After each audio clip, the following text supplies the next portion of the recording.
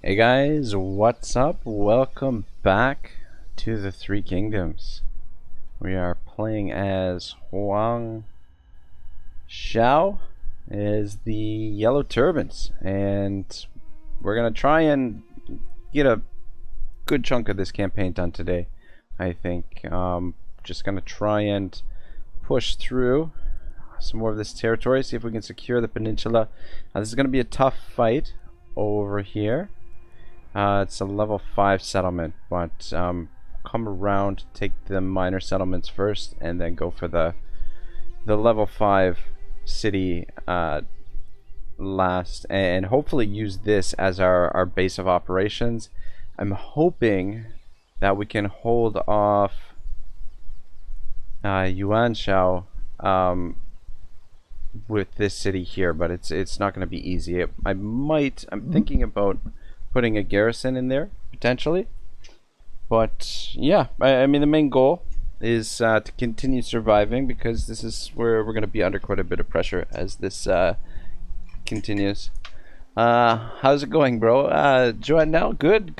Everything's good. I've been just relaxing, enjoying the weather, probably sleeping a little bit too much lately, but yeah, excited to get back to work in this campaign and try and push through some more of this Yellow Turban stuff. So before we get started, I just want to mention, so we're going to be reading, or I'm going to be doing periodic readings from the Sun-Tzu Art of Warfare. I've got them pre-recorded, or I've got a couple of them pre-recorded, and today I'm planning to play for you guys another part of the introduction titled The New Sun-Tzu, and then we're going to go through the first 4 chapters of the Sun-Tzu.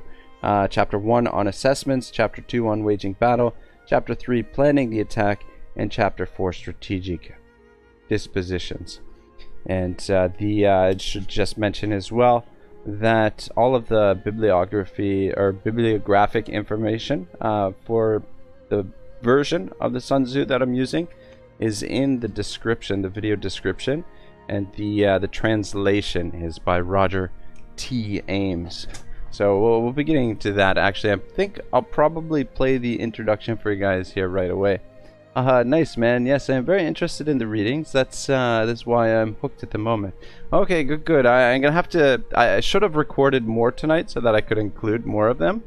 But yeah, I just didn't get to it. Like I said, I've been a little bit, I don't know, just feeling a little bit worn out lately. I think I've been biking too much or something. I don't know. But yeah, I feel pretty good today. Excited to get into this a bit. But yeah, I was thinking that the readings, we'll try and play them at the beginning of the video. 10% range damage, 10% armor piercing damage, plus 3% income faction wide from industry. That's pretty good. 10% range firing rate. Yeah, I don't see anything that gives us fire arrows for these guys, which is a little bit disconcerting. Plus 3% income from peasantry faction wide. It's pretty good. I think I'm gonna go with focus, because that armor piercing, range damage, plus it gets a little bit more resolve, a little bit more cunning. I think that one is definitely good. Focus. We'll go with that. Alright, so let me find this reading for you guys. Alright, so this is the introduction, the new Sun-Tzu, and the words of Roger T. Ames. That's about 12 minutes. So enjoy. Introduction. The New Sun-Tzu. The Sun-Tzu, or Master Sun, is the longest existing and most widely studied military classic in human history.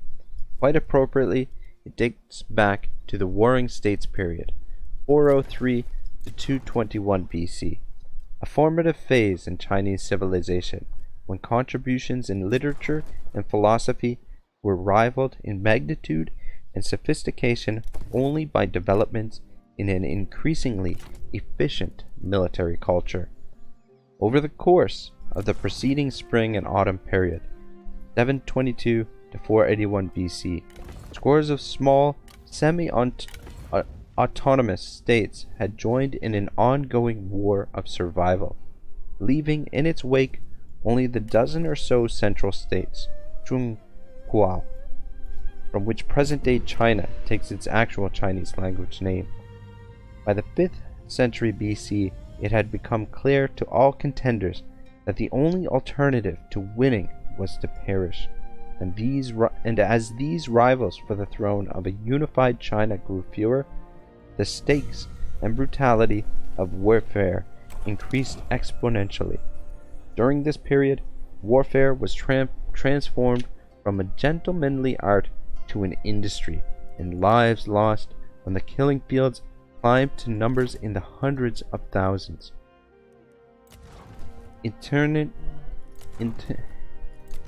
Itinerant philosophers toured the central states of China, offering their advice and services to the contesting ruling families. Along with the Confucian, Maoist, and the legalist philosophers who joined this tour was a new breed of military specialists, schooled in the concrete tactics and strategies of waging effective warfare. Of these military experts, history has remembered best a man named Sun-Tzu from the state of Wu, known honorifically as Sun-Tzu or Master Sun. A major reason why Master Sun has remained such a prominent force in the military arts is the military treatise Sun-Tzu, The Art of Warfare, Sun-Tzu Ping-Fa, that came to be associated with his name early in the tradition. Over the centuries, a library of commentaries has accrued around the text, and it has been translated into many, if not most, of the world's major languages. Although there are several popular English translations, Sun-Tzu, several of which are discussed below, there are reasons why a new translation and study of the text is necessary at this time. The Sun-Tzu offered here in the Classics of Ancient China series differs markedly from previous editions in several important respects. In 1972, a new text of the Sun-Tzu was uncovered in an archaeological find in Shuntang province, containing not only large sections of the 13-chapter work that has come down to the present day, but also portions of 5 lost chapters of the Sun-Tzu. All of these materials, previously unavailable to the student of the Sun-Tzu text, were entombed as burial items sometime between 140 and 118 BC. This archaeological discovery means several things. The English translation of the 13-chapter core text contained in part 1 of this book has been informed by a copy of the Sun-Tzu over 1,000 years older than those on which previous translations were based. Prior to the excavations at Yin-chʻu, the most recent text on which translations could be based had been a Song Dynasty 960 to 1279 edition. The supplemental 5 chapters that have been translated below as part 2, and which in length are about 20% of the 13-chapter core text, are entirely new and provide us with additional insights into both the content and structure of the original text. Part 3 of this book contains another window on the Sun-Tzu provided by traditional encyclopedic works and commentaries, containing references to the Sun-Tzu dating back as early as the 1st century AD. In length, this section adds more than 2,200 characters, over a third of the 13-chapter text. The encyclopedic works as a genre were generally compiled by gathering citations from the classical texts around specific topics such as the court, animals, plants, omens, courtesans, and so on.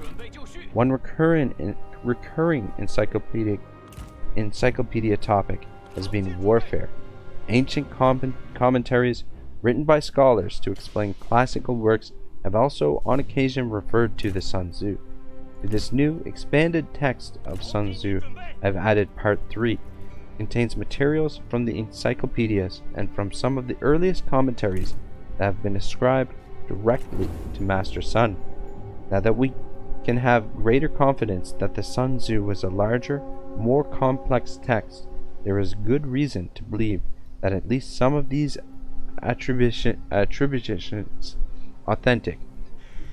One factor that had previously brought these materials into question was a difference in style.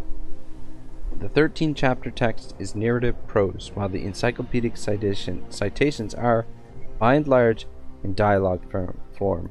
Now that we have confirmed older commentarial chapters of the Sun-Tzu that are also structured as dialogues and that share many stylistic features with the encyclopedic citations, our reasons for being suspicious are less compelling. Although the authenticity of any one of these passages is still impossible to determine, the general correspondence between passages found in the reconstructed Sun-Tzu and those preserved in the encyclopedias suggests that many of the citations might well be from the lost portions of this text. I also have included in Part 3 a few fragments from a 1978 archaeological find in Qinghai province, dating from the 1st or 2nd centuries BC. 6 of the strips uncovered refer explicitly to Master Sun, suggesting some relationship with the Sun-Tzu. In addition to working from the earliest texts of the Sun-Tzu, now available and translating newly recovered portions of the Sun-Tzu, I've tried to underscore the philosophic importance of this early work. Most accounts of the Sun-Tzu have tended to be historical. Mine is cultural. In the introduction that precedes the translation, I've attempted to identify those cultural presuppositions that must be consciously entertained if we are to place the text within its own worldview. In our encounter with a text from a tradition as different from ours as classical China's, we must exercise our minds and our imaginations to locate it within its own ways of thinking and living. Otherwise, we cannot help but see only our own reflection appearing on the surface of Chinese culture, when we give prominence to what is culturally familiar and important to us, while inadvertently ignoring precisely those more exotic elements that are essential to an appreciation of China's differences. By contrasting our assumptions with those of the classical Chinese worldview, I've tried to secure and lift to the surface those peculiar features of classical Chinese thought which are in danger of receding in our interpretation of the text. In addition to the role that philosophy plays in enabling us to distinguish the classical Chinese worldview from our own, it has another kind of prominence. We must explain the intimate relationship in this culture between philosophy and warfare. We need to say why almost every one of the early Chinese philosophers took warfare to be an area of sustained philosophical reflection, and how the military texts are themselves applied philosophy. This edition of the Sun-Tzu seeks to satisfy the needs of the China specialist as well as those of the generalist.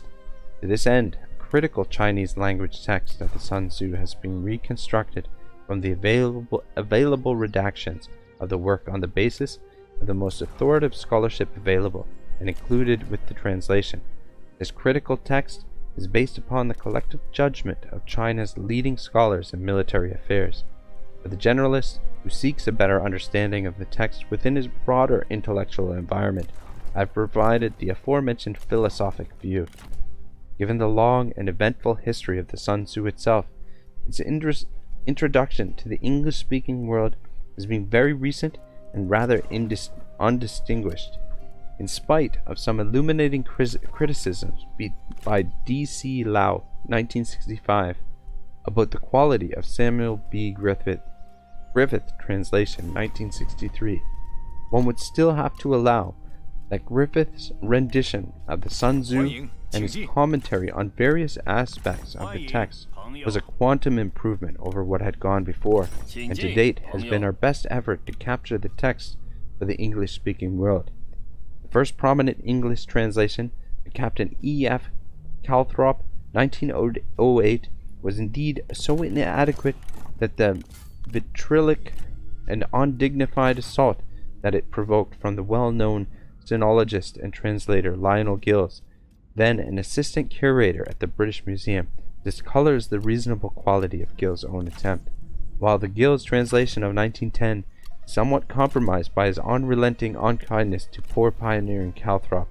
It is still a scholarly first run on a difficult text and has the virtue of including a version of the Sun-Tzu in Chinese. Not much happened in the half-century between Gills and Griffith. The strength of Griffith's work is that it is the product of a mature and intelligent military man. Samuel B. Griffith rose to the rank of Brigadier General in the United States Marine Corps and wrote extensively and well on military matters, from the Battle of Guadalcanal to the Chinese People's Liberation Army. The many practical insights provided by Griffith's commentary are invaluable, and the quality of his translation is superior to Gill's and to recent popular attempts such as Thomas Cleary translation 1988, informed as the latter is by neither practical military wisdom nor scholarship. Finally, I've used the occasion of this publication to introduce the reader to recent Chinese archaeological excavations, especially those beginning at Yin-chʻu eh-Shan in 1972, in acknowledgement of the importance of these discoveries for rethinking the classical period in China. From these sites, we have recovered a cache of textual materials, including everything from new redactions to extant classics to works that have been lost for thousands of years. In many ways, each of these excavations captures one historical moment from centuries long past and allows us, with imagination, to step back and steal a glimpse of material China that has not otherwise been available to us. And from these ancient relics and textual materials, we are able to reconstitute one cultural site to test the theories and speculations about a world that is no more.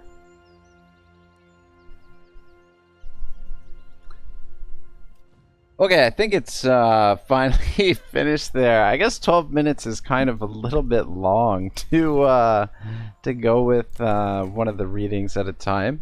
But anyway, so how are you liking the Yellow people so far? So far so good, man. I really do enjoy this game. So yeah, we've been sort of picking on Kong Rong so far, and now we're gonna try and consolidate this peninsula here and see if we can use this as our base of operations. But yeah, we haven't really been under a lot of pressure yet. We haven't been attacked, but I'm expecting to see Yuan Shao sometime soon, and same thing with Liu Bei down here. But yeah, we'll do some more recordings in a bit, but I guess, or some more of the readings in a bit, but I guess that's probably enough for now. I really want more troops, but obviously we can't afford it. I'd like to get these towns to level 4 so that they can get the walls, but I don't know, that might, yeah, might be a waste, as we might not be able to keep them.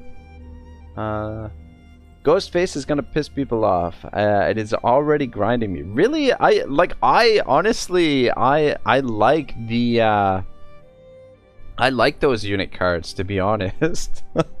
I think they're much nicer than the regular ones. The regular ones remind me too much of Attila. Hero's Aid. You read a report about one of your generals who beat 6 enemies single-handedly, largely due to courage, speed, and loyalty of their horse. Heroes have always had something or someone to help them achieve their rightful destiny. It can be a loyal follower, a trusted steed, a book of wisdom, or a weapon of unique properties, but they all fulfill the same role. Whether it is fate or by your own will and action, such a thing has come into your possession. The real test is figuring out how to best use it, or them, to help you achieve your goal. Chance to gain ancillary Huang Shao. Okay. Hero's Aid. What do I have to do? That was a little bit vague. Yeah, I think we'll just stay really aggressive and keep moving. I think my my basic strategy is to keep the army big, to keep growing the army. We'll want more troops, obviously, but continue growing the army and stay aggressive, stay on the move, attack where the enemy is weak. And yeah, though this large city I'm not looking forward to.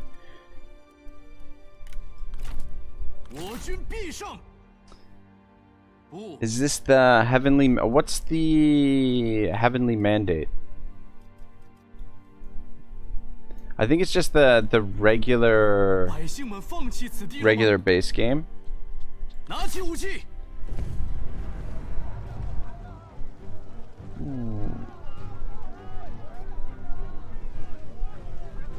Alright, we probably could delegate this as well, but I think we'll just we'll take a lot less damage if we take the time to fight it. 人如草木，有荣必有枯。胜利之后必有暖意。我等定要将敌人赶尽杀绝。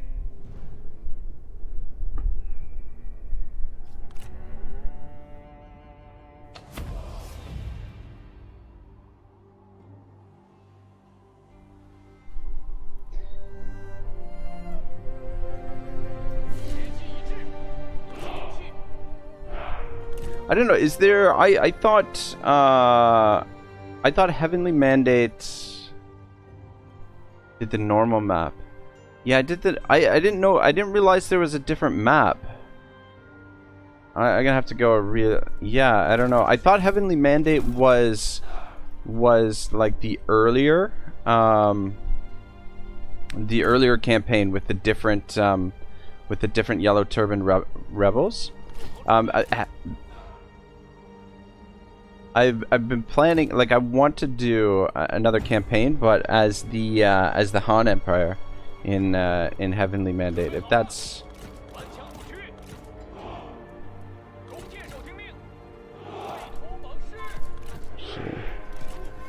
keep you guys together.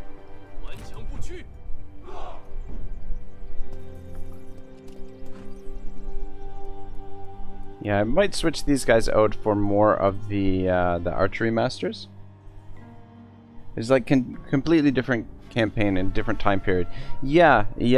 I think I want to do the I want to play as the Han in that time period rather than the Yellow Turbans. I don't think we have to do anything super extravagant here. They should come to us, and we should obliterate them, really. Actually.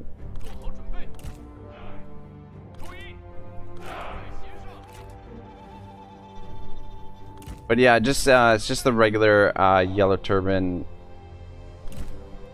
DLC as Huang Shao.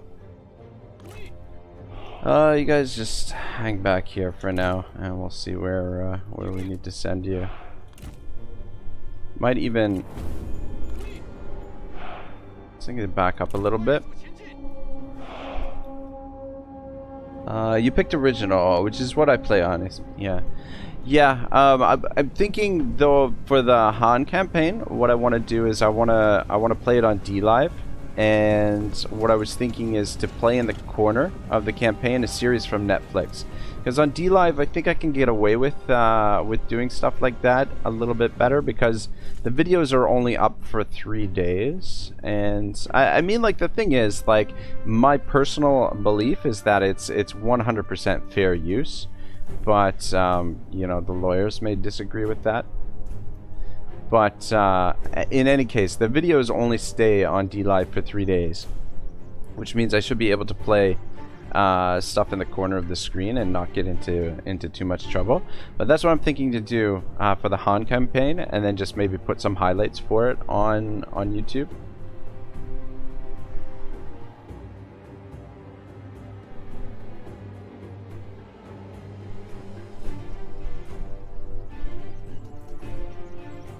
I've been struggling in this game with characters, keep getting crazy negative anger for not getting a role in the government. I don't know how to fix it well. Yeah, the little bit that I've played too, I've had the same problem. I've been doing who's the silk trader? I've gotten actually pretty far in his campaign. The fuck, I can't remember what his name is, but it's the same thing. Like the generals, the dissatisfaction. It's always a bit of a problem. I think the best thing to do is to get the technologies, and then like the items obviously help a fair bit. But aside from that, like, I really don't know what you can do. All right, I guess we should probably move up a little bit there. Getting jerked out a little bit.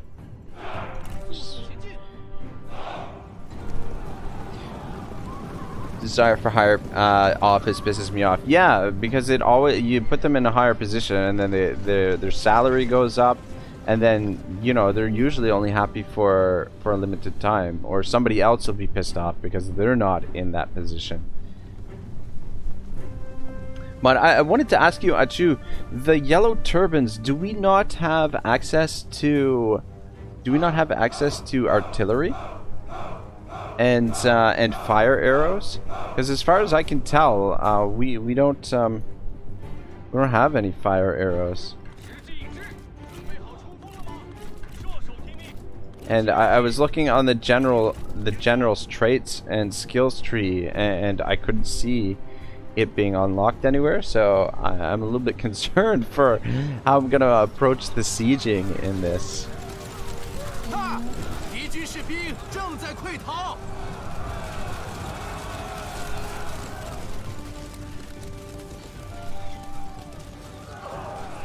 Just let the archers do their thing.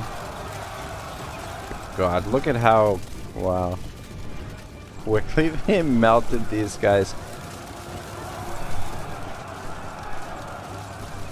No artillery for yellow. You get fire arrows with general upgrade. Okay. All right. At least we get that. But yeah, if you guys are wondering why I'm not playing with the blood pack on, it's because I like to play without the user interface up. And with the blood on, you can't tell who's who. Like, it just gets too muddled, and I just yeah. So for that reason, +2 if anyone in China wants to watch it. No blood, so oh, we didn't lose anybody. That's good. All right, good stuff. Yeah, I think we should probably try and keep a reserve of cash on hand because we're gonna be losing territory as we're gaining it. Territory behind us, we're not going to be able to protect everything. So I think keeping a reserve of a little bit of cash on hand wouldn't be a bad idea. Yeah, you don't have any current generals that are super good ranged yet. You took blood off? LOL. Oh my god. Yeah, well, like, the problem is you can't tell the units apart. But like, I don't know. I didn't think the blood pack for this game was super great anyway. I wasn't too impressed with it. I mean, it's a little different for Warhammer, where you've got, you know, like crazy ridiculous animations and stuff. Blood powder effect doesn't do anything. It just splash of blood then vanish. Yeah, yeah. I found a very similar,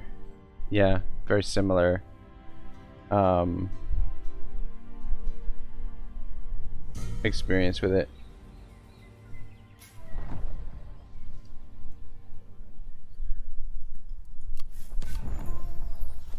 Faction developments, Heavenly Reason. Alright, what are we going to develop next? Yeah, see, already I've got, if we look at our characters, they were a little bit unhappy. Friendships within army. Yeah, I think the other thing that's really important, super important, is making sure that everyone gets along. And then they start developing those friendships. I think it helps the satisfaction quite a bit. Friendship with faction leader. All that stuff. Anybody that causes problem, you pretty much gotta get rid of them. Dude, 2 blood effect in this game, particle and soaking. You can turn off blood, particle blood. Yeah. I mean, I don't know. Yeah, here comes Liu Bei. Ooh boy, that's a handful.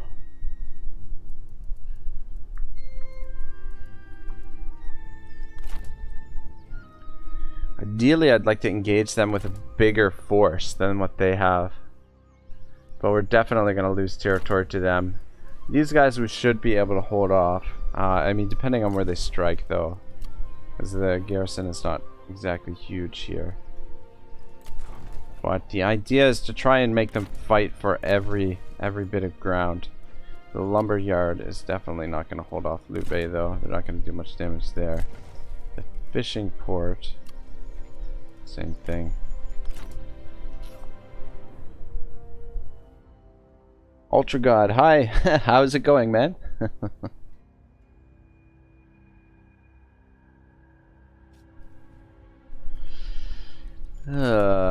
Yeah, the thing is, so we either double back and try and deal with Liu Bei or continue to Donglei the city.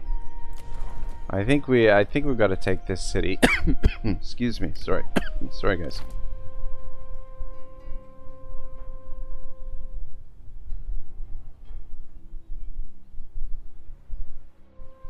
Just move to there for now.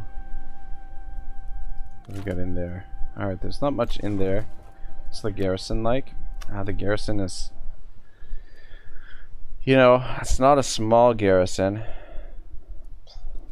6, 7, 8, 9, 10 plus 3, that's 13. I mean, we've got 21 units, but we don't have any siege artillery.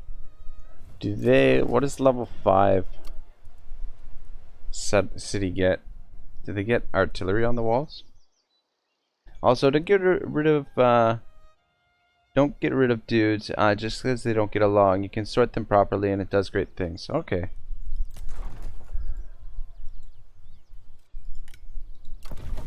Alright, level 5 city settlement walls. At what point do they get artillery on the walls? I guess maybe it's... Fuck, I don't know.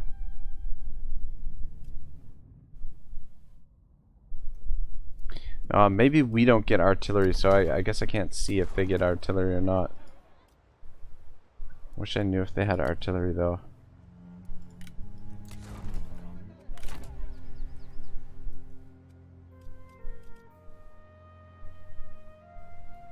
Alright, I think what I'm gonna do is hide an ambush here.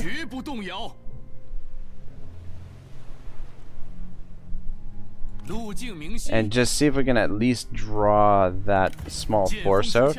We're gonna have to siege it for a couple of turns, which means we're gonna lose a lot of this territory. Hopefully we don't go too far in the negative. Alright, what's the next reform we should... we'll separate characters that don't get along. Yeah, that makes sense. Because late game you have so many characters, you have to do it that way anyway. Yeah. Yeah, I like, that's a thing. Like, the further into this game you get, the more of a pain in the ass it is managing all of the characters and whatnot. I think I'm gonna go with this, confiscate belongings, because that additional 10% post-battle loot, I expect to be in a lot of battles. So I think that I want to stay aggressive and generate a lot of our income from fighting battles and taking territory from our enemies. But we need more troops. I'm certain of that. But hopefully taking this city will give us a little bit more income. Why not just attack? You're super OP. I'm out of range. We didn't have enough movement to get there this turn anyway, so I'm just gonna hide from them. See if we can draw them out. We didn't have quite enough movement to make it there, so we'll make the attack for sure tomorrow, or next turn. But for now, we'll just wait it out. Yeah, I'm just gonna delegate this one. I mean, I don't think we'd do much damage even if we did fight it manually. 3k population growth should be your next tech. Yeah. Yeah, that's the one I was looking at, but I don't think we're gonna be able to hold a lot of this territory, so I'm not too worried about the. Alright, I think this one we should fight. We've actually got more numbers than them, so we should be able to, at the very least, do some damage.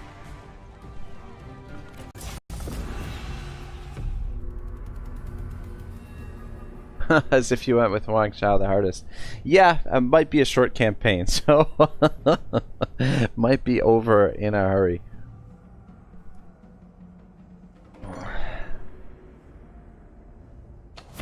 But yeah, now we're starting to see a little bit of the pressure from the AI. Can we use this farm as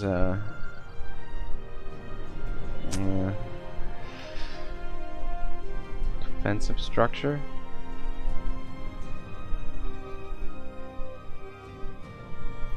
Could corner camp. Not really. I don't think it's a good idea. You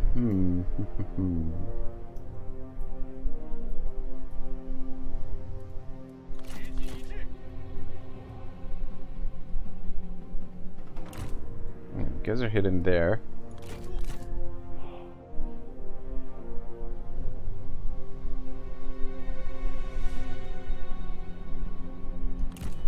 You guys defend there.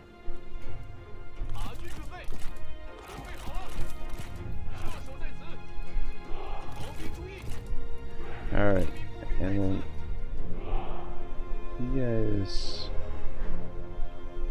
I don't like those trees there, but...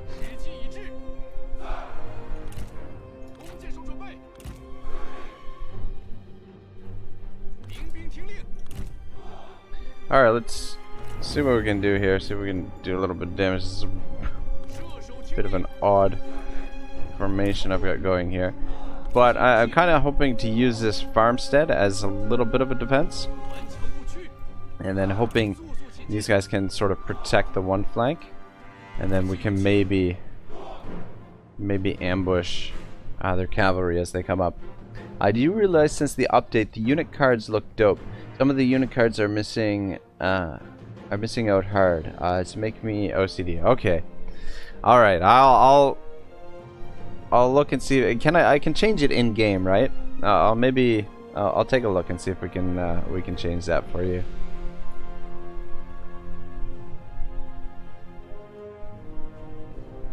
They changed their mind. They were gonna come at us. Changed his mind. We don't have line of sight on the rest of the army. Oh, we got some of them coming over here. Alright, I'm gonna bring you guys back.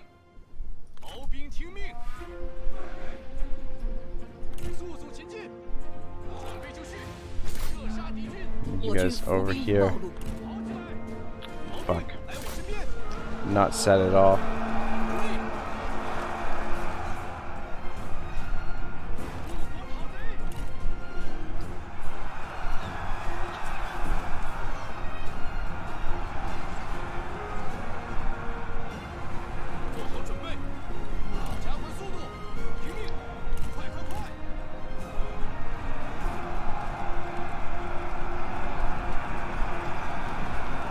Shit, I forgot to put the archers on guard mode. You guys get back into the line. I'd like to run them down with the cavalry, but...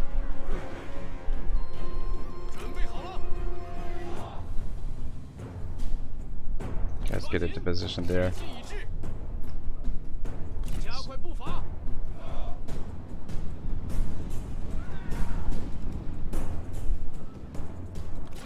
Alright, let's come around with the cav and see if we can get to their archers eventually.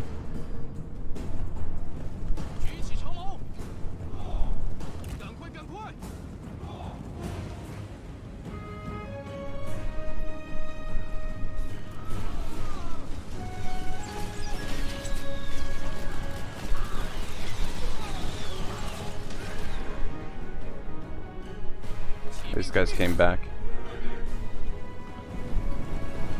It's not necessarily a bad thing, gives us a chance to kill a few more of them. Should overwhelm them there. Alright, let's keep moving with Cav. And see if we can get to those archers. Ah, fuck. Is our line breaking? Good God. Already, eh?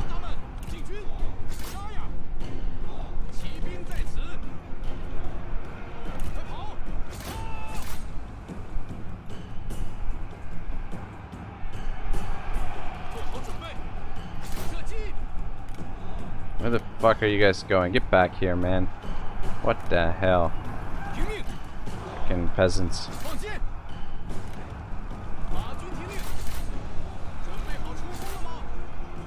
Got to the archers, but we're not going to end up doing much damage to them. Their cavalry's kind of overwhelming us. Remember, guard mode doesn't always work in this game for archers, because archers will still move to get a better angle of attack, sometimes running really wildly. Alright, I'll definitely keep that in mind. But yeah, in this situation, I simply just forgot to put them on guard mode, is really what happened.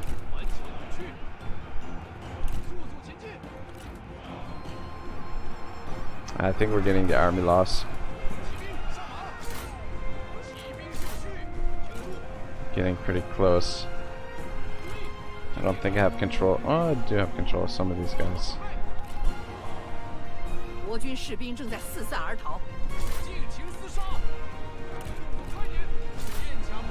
Get back here. Look at how I've got so many soldiers still, and they're freaking all breaking. I mean, they're not all breaking, but a lot of them are.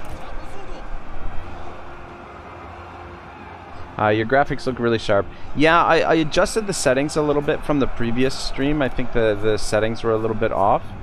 But, yeah. I think it's definitely a bit of an improvement. Well, the real test will be, though, when we get some larger battles. Because this game does really really stress the engine when you get some of those massive battles going.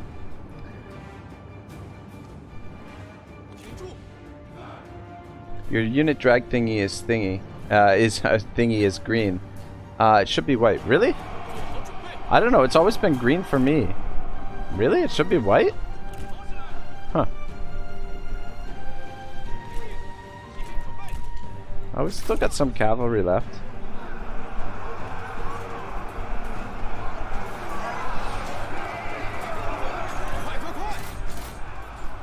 Actually putting up, I mean, like, if our front line had held a little bit longer, we might have been able to win this.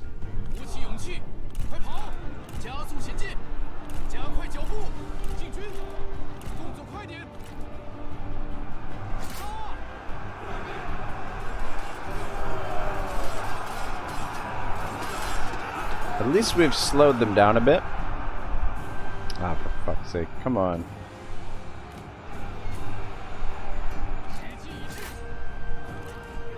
The cavalry is still holding out, though.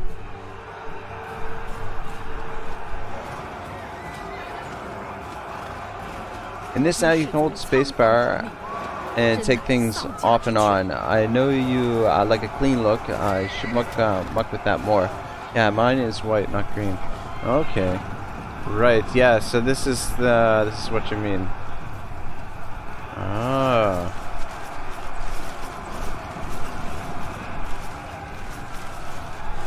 Oh, wow. Yeah, there's actually, yeah, I should mess around with this, but I honestly I really love playing the game this way. I mean, it definitely makes it a lot harder to tell what the hell is going on, but I kind of enjoy that aspect, making it a little bit murkier and a little bit harder to figure out what's happening. Makes the battles a little bit more realistic. Alright, decisive defeat. How many troops? I think we killed like maybe 400 of them. 400.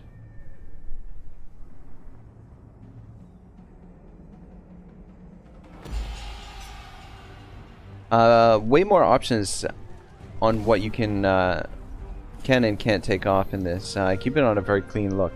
Yeah, I will actually mess around with that a little bit more, I think. But I won't do it now, just because I think it'll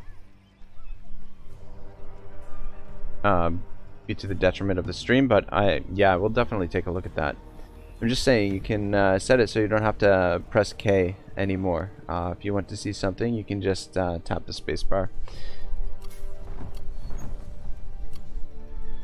Alright. Okay, so I was gonna take a look in the options here and change. Is it the where...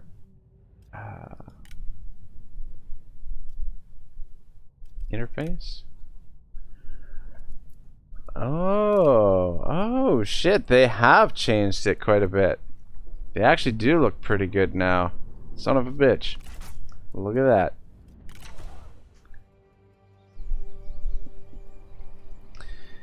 Alright, so we're down to 3 income per turn. And we're gonna have to sort these fuckers out. I was hoping they would come out after us, but that's not the case.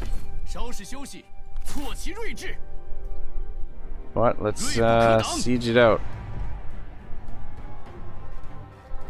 What if happens if we demand surrender? No? Alright, so I guess we gotta start creating some... overcome any wall. We want towers, or should we tunnel beneath the defenses? I think we'll go with the towers. And maybe a battering ram.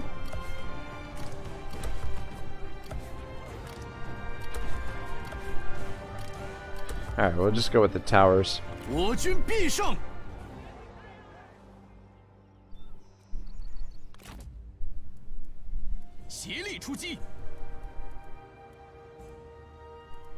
Yeah, they look pretty good. They definitely look a lot better than they did initially. But I don't know. I still kind of I'm partial to the ones with the shadows, with the ghosts. They're not bad, but yeah, these I would say these are probably an improvement though. I do like the other ones as well. So, is there anything else for us to do here this turn? Just trying to think.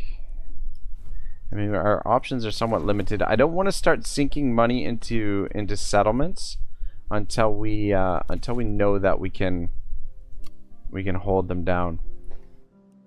But I'm hoping that we can get a base of operations here at Donglei. And then we're gonna have to strike back against this guy. Fuck. This army is gonna be a lot to deal with.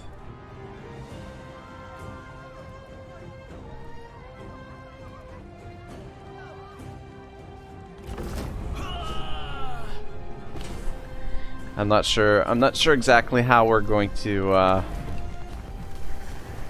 deal with that, but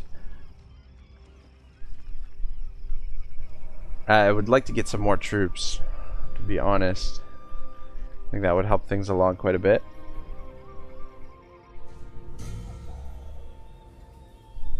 The Master Light Bow looks super cool now with their hats.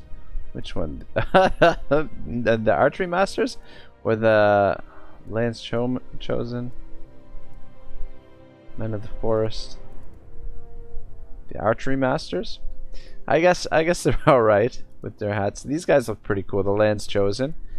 I like that look. Peasant Archer. I mean, they look very similar to the Peasant Archers, just a little bit better armor. Alright, let's do this siege. I would love to delegate it. Fuck. We're gonna take a lot of casualties here, unfortunately. Alright, how much?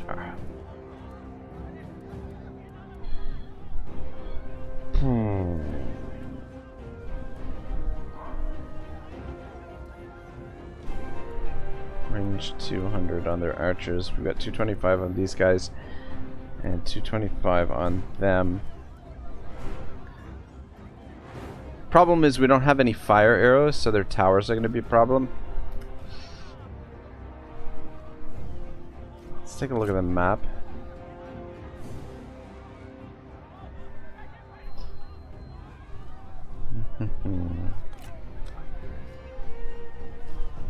Alright, let's do it. We need a win here, and we need to do it with relatively few casualties, but I don't think that's going to be possible. I think we're going to take casualties no matter what.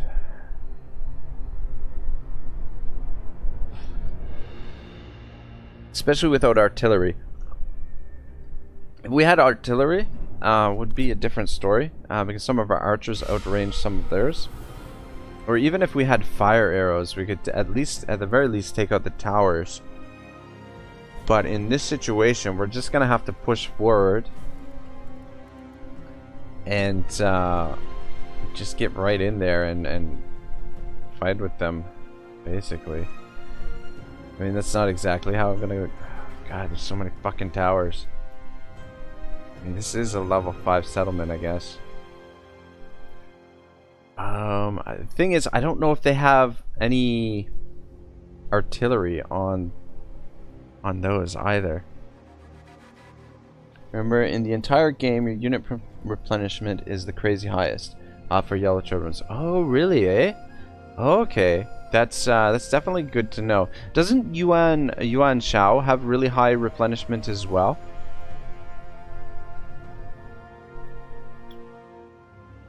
I think attacking this area looks good.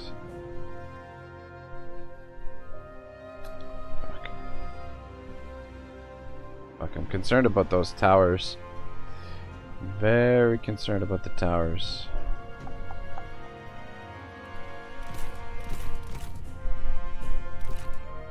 Alright, thing is, I think I'm gonna position up here on this hill for now. And then we'll shift over to here. So if they do have artillery, I want them to put it here and here.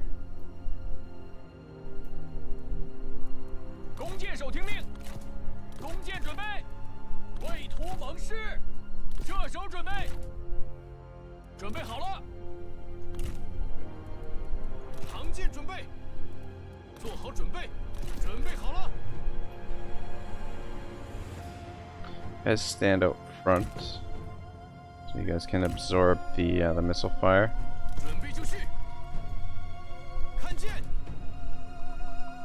Alright, we've got a tower as well.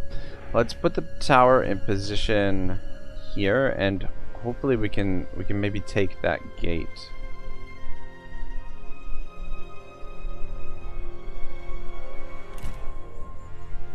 Yeah, we'll come to the wall there. But let's just drop it for now. We can pick it back up.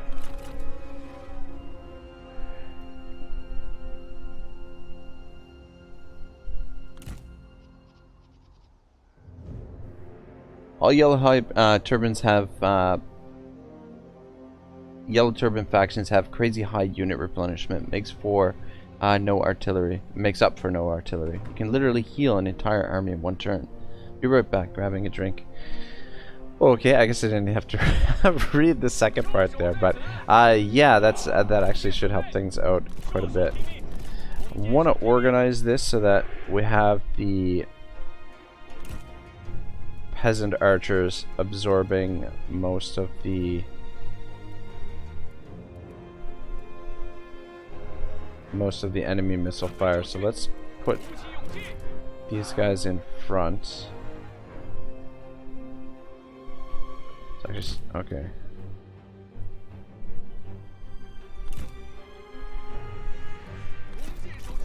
And then the archery masters in the back.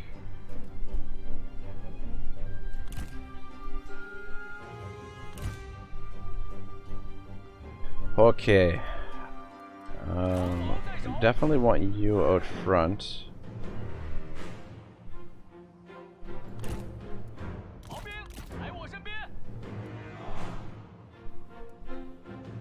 Turban spearmen, turban warriors.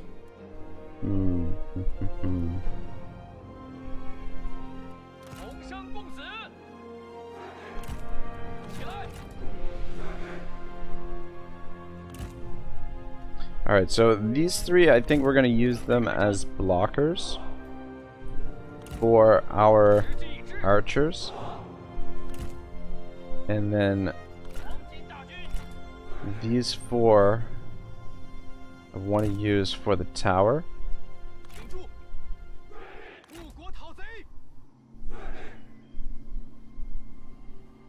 To attack the city. So try and minimize the casualties if we can. But, I don't know. Attacking a walled city is never...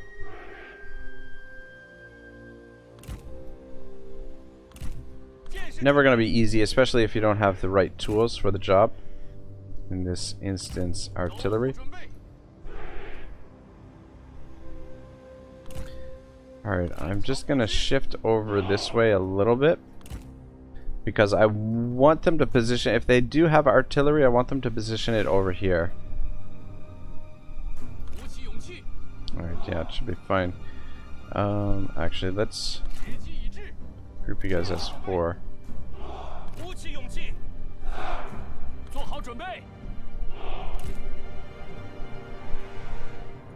Alright, should be good like that.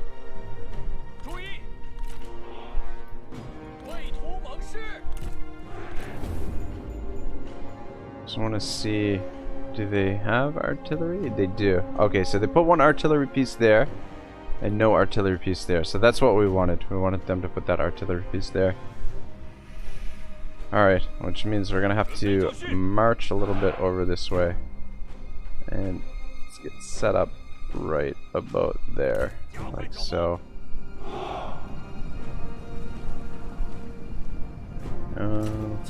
Actually, just gonna walk them over so that they're not exhausted when they get there. And in the meantime, let's play another little bit from the Art of War. So this is gonna be the first chapter of the 13 chapter text. So chapter 1 on assessments, and then maybe after it finishes, I'll talk about it a little bit. Chapter 1 on assessments. Master Sun said, "War is a vital matter of state. It is the field on which life or death is determined, and the road that leads to either survival or ruin. It must be examined with the greatest care. Therefore, to gauge the outcome of war, we must appraise the situation on the basis of the following 5 criteria and compare the two sides by assessing their relative strengths.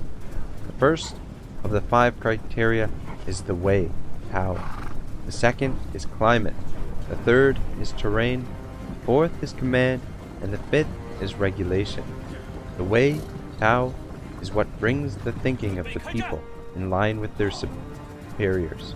Hence, we can send them to their deaths or let them live, and they will have no misgivings one way or the other. Climate is the light and shadow, heat and cold, and the rotation of the seasons.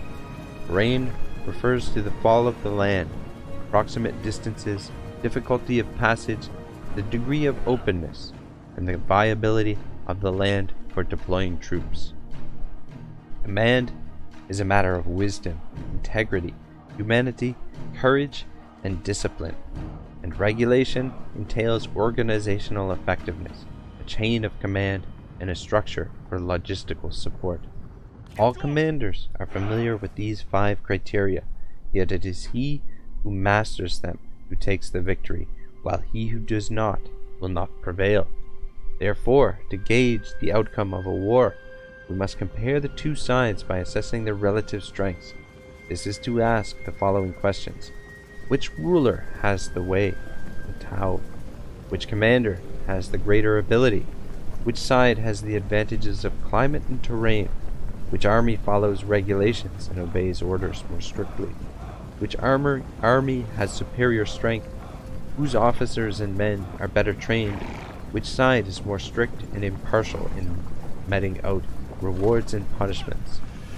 On the basis of this comparison, I know who will win and who will lose.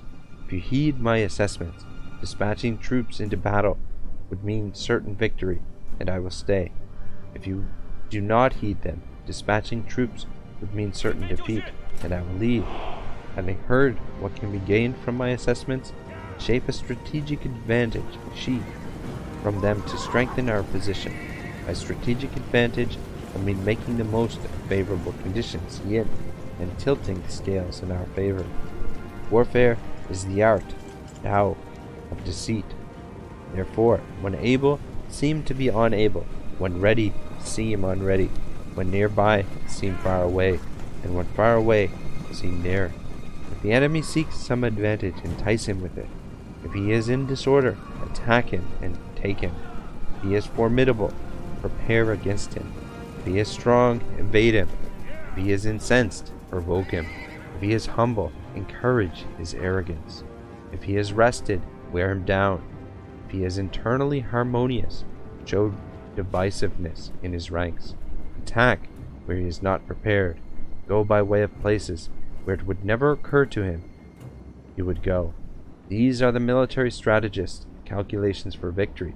They cannot be settled in advance. It is by scoring many points that one wins the war beforehand in the temple rehearsal of the battle.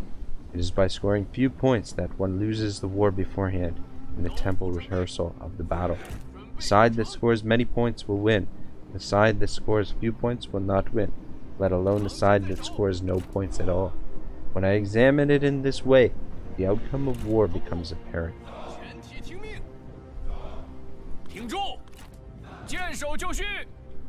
Alright, we're gonna settle in for a long siege here, guys. Gonna actually tighten this up a little bit so that we can sort of control the amount of fire that we're taking a little bit anyway. At least this way we're a little bit tighter. We won't be taking as much damage from the towers and the enemy archers. Imperial Legatus played some Road 2 again and forgot about unit visibility in cities. Climbed the walls and got shot by units on the ground behind it. Yeah, that's happened to me quite often. And yeah, with the fog of war and doing some sieges. All right, let's move forward and get to work. That fucking tree is kind of in the way there. You guys just staying behind.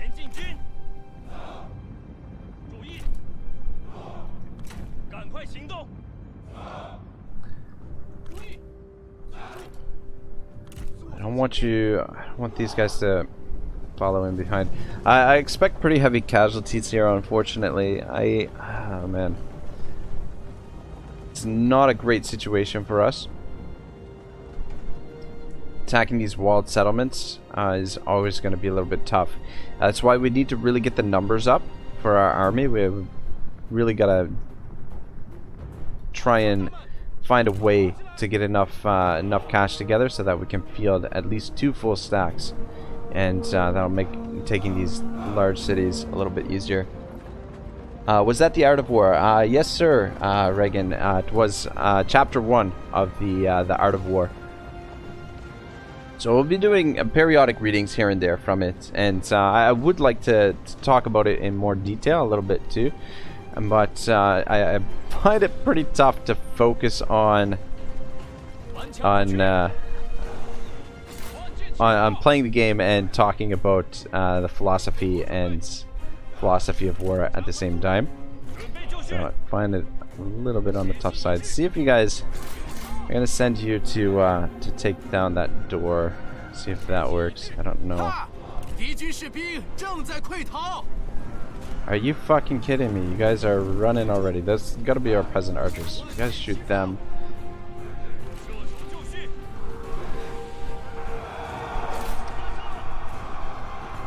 Try and take down their archers if we can. I guess I should be kind of careful with our ammunition here.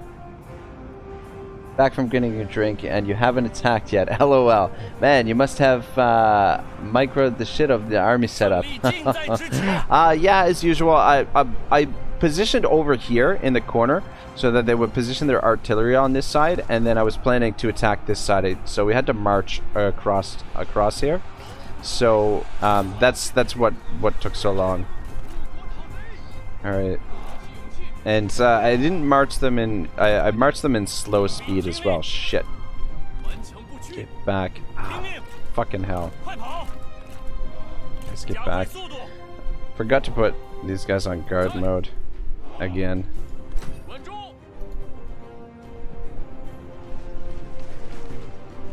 Alright, good.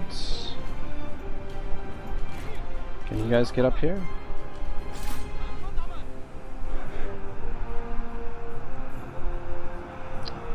Can they not use... Can you guys not use the... Okay, good. They're using the tower. Alright, so... I think we've taken this thing. Can you guys not get down from there? There we go. This is gonna get a little bit messy.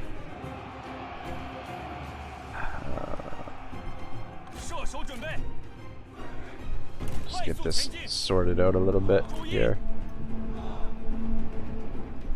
These guys came back, that's good.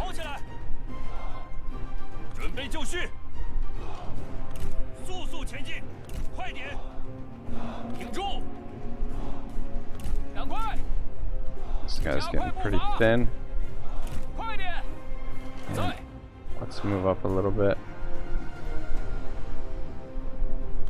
Alright, I would say it's not going terrible. It seems that our archers are dealing quite a bit of damage to them. Are you guys through the doors yet? Get in here and help them out. We should control this spot now, I would think. Yeah. You guys just stand there for now, and you guys come in through the door. Actually, if you go into that formation, should have a little bit of an easier time. Oh shit, we've got these towers here. Should try and take those.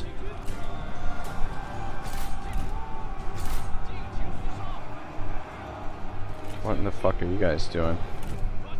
Ah, oh, for fuck's sake. I guess the tower is closed now.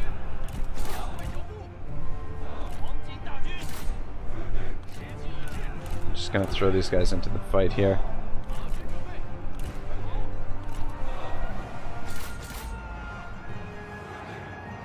Cinematic view is nice. Yeah, it is. I do really enjoy it, and I think it makes the game a little bit more fun, a little bit more interesting to play. Let's move you guys up a bit. Fuck, taking damage from those towers. Looks like a lot of them are retreating. But we still gotta push through here. Do we got the doors open now? Can you guys come in? Come on. Keep pushing here, guys. We need to capture these towers.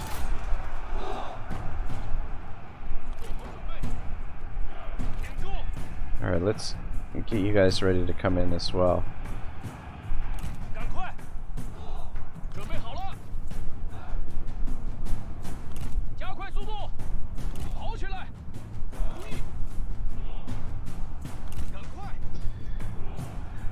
Alright, I think we got the towers. Almost. We should be able to... Oh shit, I brought some of the archers in. Alright, that's okay. Wouldn't be a bad idea to get some of the archers on the walls.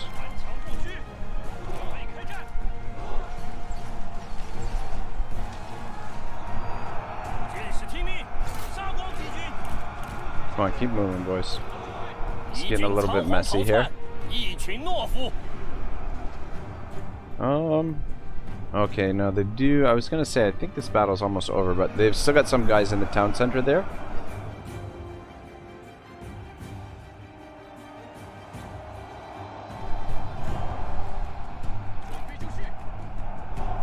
Alright, you guys just hold up.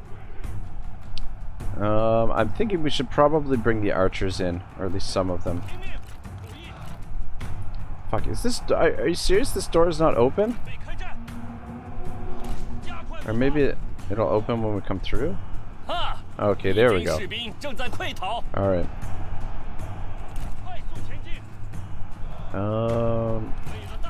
Actually, come over here. Ah, fuck. These fucking towers. Stay on this side.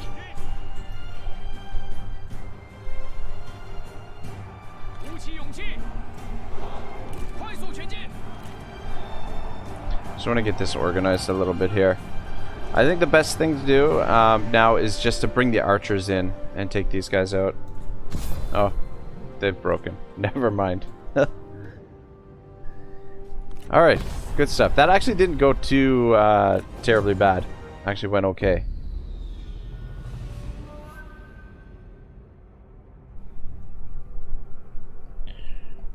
Took a fair bit of damage on our infantry. A little bit of damage on some of the archers. But I think considering that that was a level 5 settlement, I think 500 casualties is not so bad.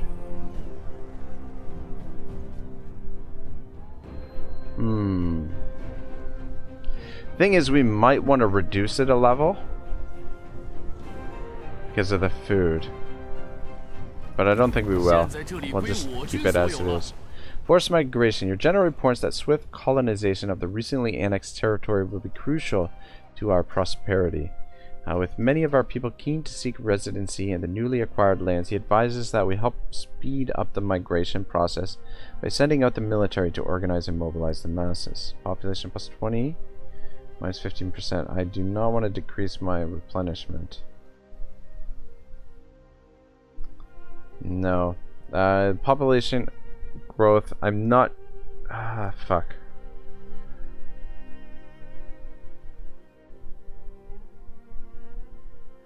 It's 20%. Thing is, the more population is gonna have... The more population that we have is gonna have positive effects for replenishment in the long term. So having our population grow by 20%... minus 15% replenishment though is pretty big. Oh man. 5 turns. I'm gonna ignore the advice. I don't know if that's the right choice. It's better for the... Yeah, the population here is pretty freaking huge as it is. And it's going up. Alright, so what do we got? Oh, we've got a pier with food. That's good. We've got 6 food presently. We need more cash. And we've got a garrison. That's good. I want to keep that. However, I'm going to get rid of this. Demolish that. And we'll repair that. And then in this space, I'm just wondering what we should build.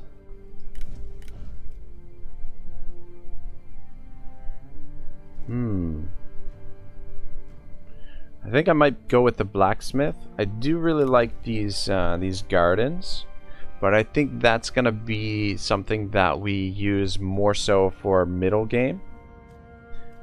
But that additional satisfaction will be huge, and that research rate. But I think we need to get a little bit more established before we start building a ton of gardens. And I think the forges gives us income, gives us replenishment. I think that's the way we'll go.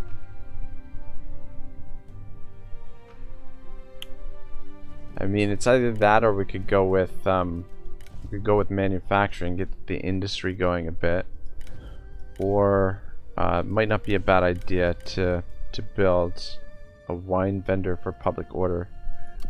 What's public order? Faction support. Ooh, minus 15. Yikes. Events, garrison. Actually, I haven't really been paying attention to public order too much at the moment. I mean, it's good right now, but that's only going to last so long.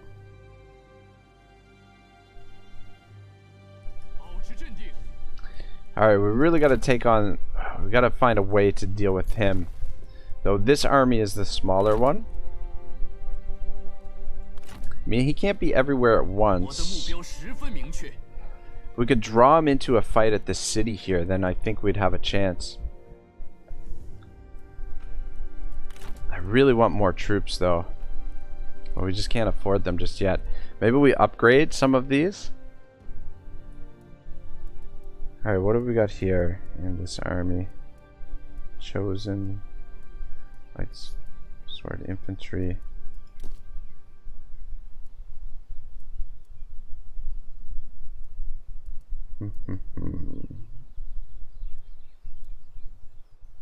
Alright, this army's fine for now. But I think the peasant archers, let's at least upgrade them.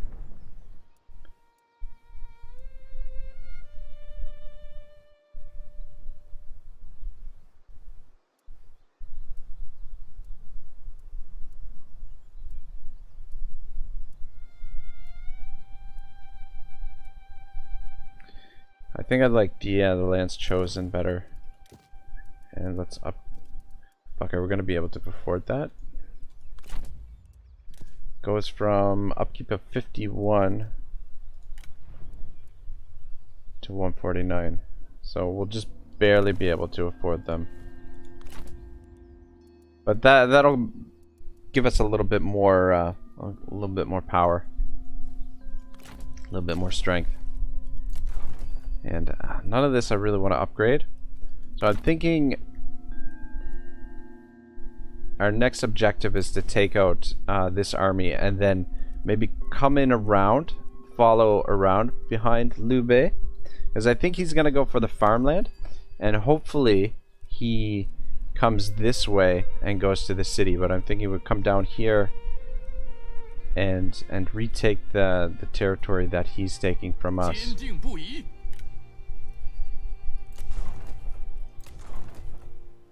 How are our characters looking? Everybody's happy for now.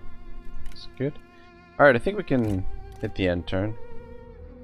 Yeah, it's going for the farmland.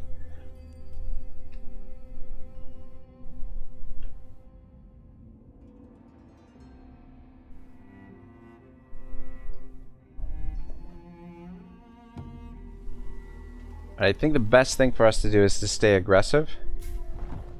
Avoid major confrontations unless we can guarantee a victory.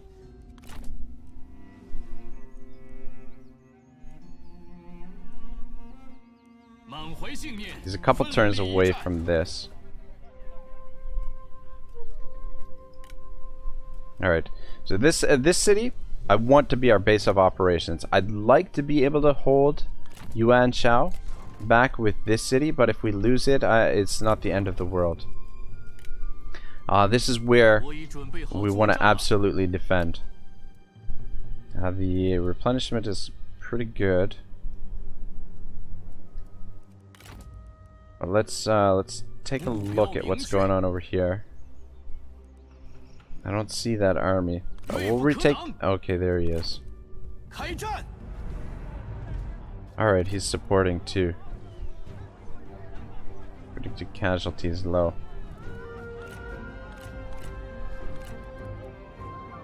Alright, let's fight it. Let's do it. 我等坚定不移，便能还这天下一个太平。足下谈吐不凡，且随我冲锋陷阵吧。当自然凋敝零落之时，我们仍当奋勇作战。Alright, the reinforcements coming from there.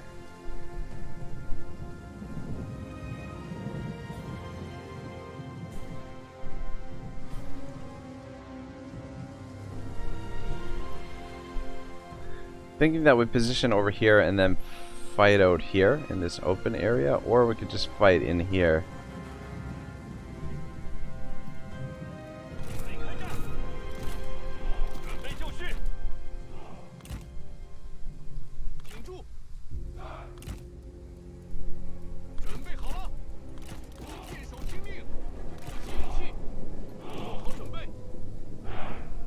Alright. Do have this thing here, this obstacle that we could kind of use.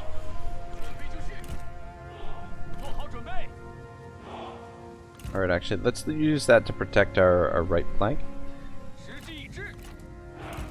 Thing is, I want their reinforcements to have to walk quite a ways to get over here as well. I'm gonna put you guys over here together. And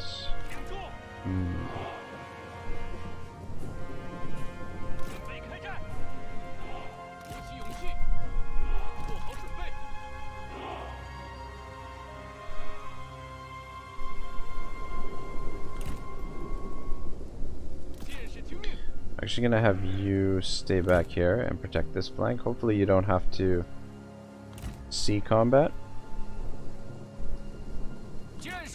Oh, whoops. Supposed to be with the archers.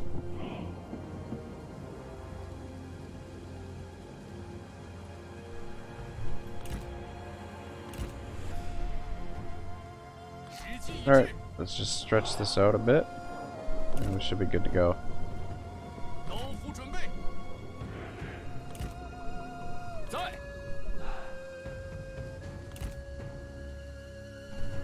听命，加快速度。又是一波，敌人援兵正在接近。 Proud words, brother. I'm not sure which ones you're referring to, but yeah. Try and keep the rebellion alive here.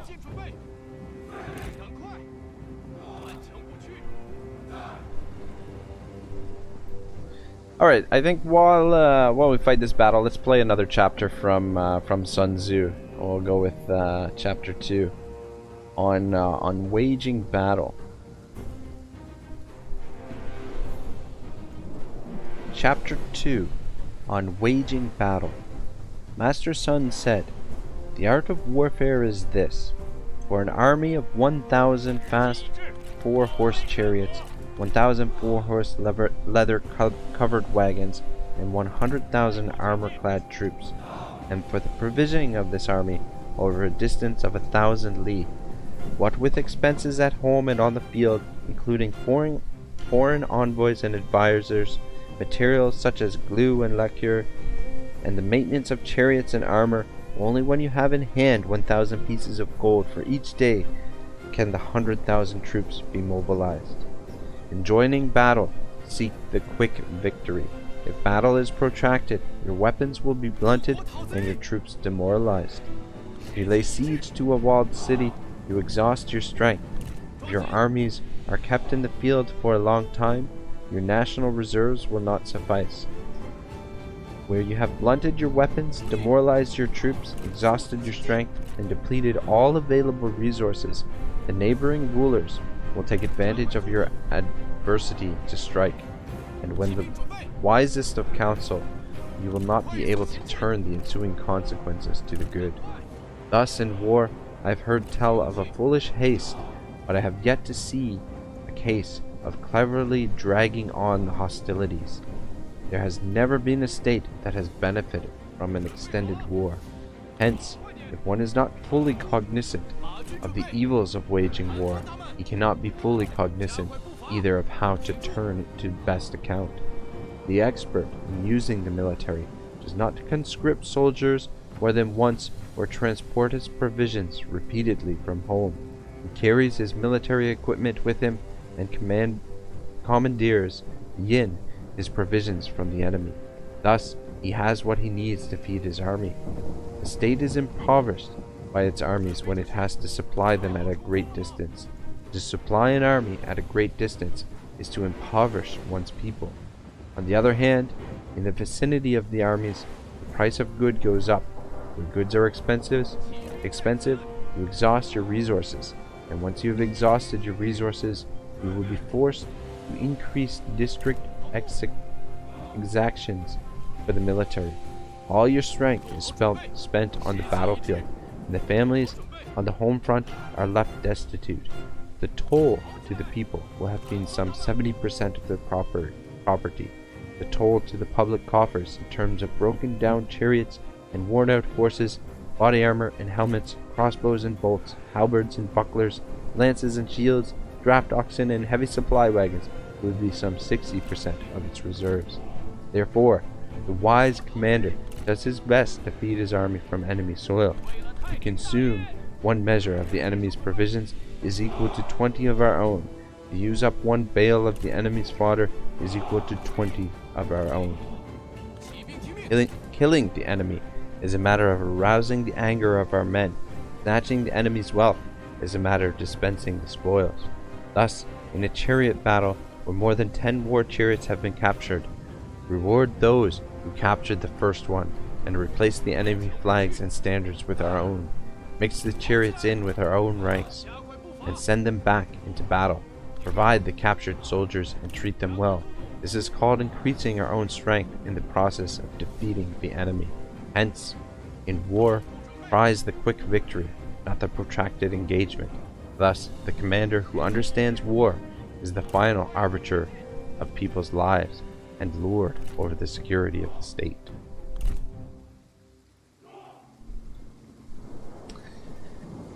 Alright, yeah, looks like we're gonna have to come to them, unfortunately. I mean, they are kind of moving towards us, but not really.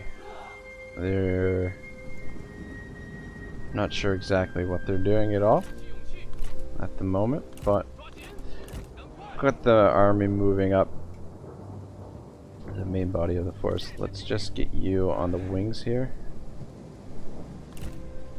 and let's put you guys a little bit more in the center here, and let's continue moving forward. Position right there, I guess. It's not ideal fighting in the trees there, but it'll give us a little bit of cover from their missile units. Oh shit. I was gonna say I lost one of my cavalry units. But he's right here.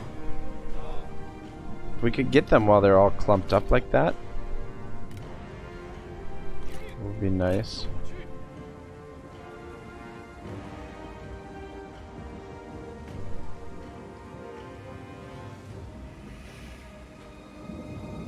We should have them in range here in a moment.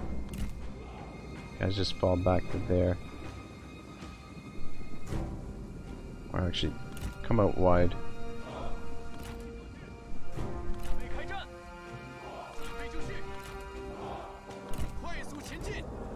Might go for their general here. It'd be nice if we could catch him, capture him,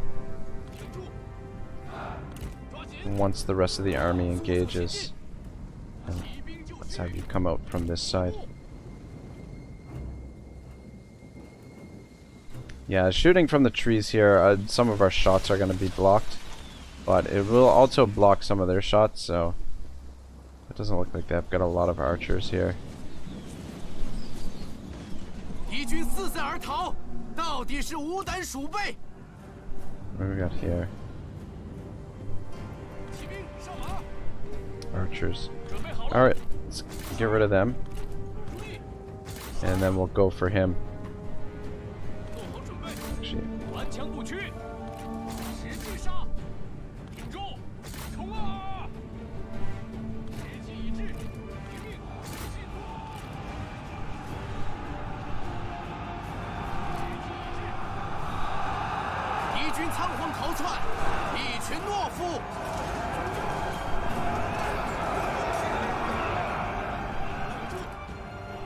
Guys, get in there too. Just make quick work of the archers there. Got some more cav coming over this way. Turn around, charge them. Front line is doing a pretty good job.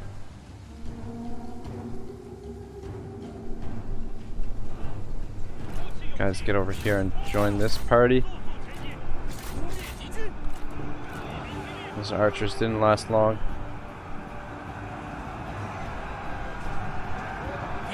Got a major cav fight here.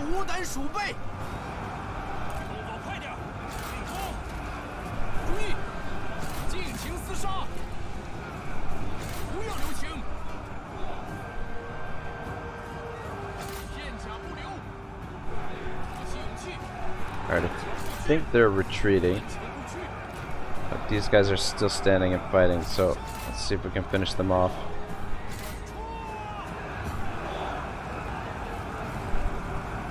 Yes, gang the general, the Yellow Turban demands this. Let's see if we can catch him. I think the battle is over by the looks of the... God, it just made a stain on the battlefield. Oh, there we go. Just gonna run them down for a little. See if we can actually catch them. Oh man, it's blurry. It doesn't look like we're gonna catch them, but good enough.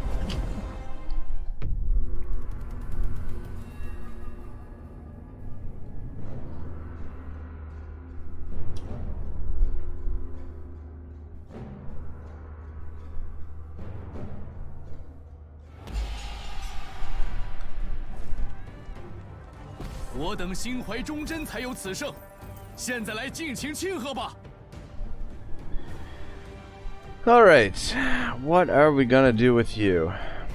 I would rather die than betray my cause.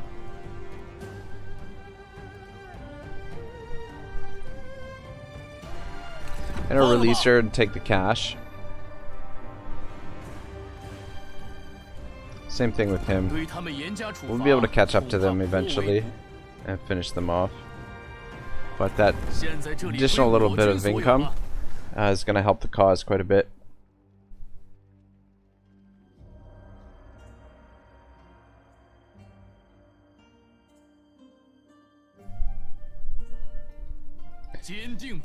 Alright. 大人，有何吩咐？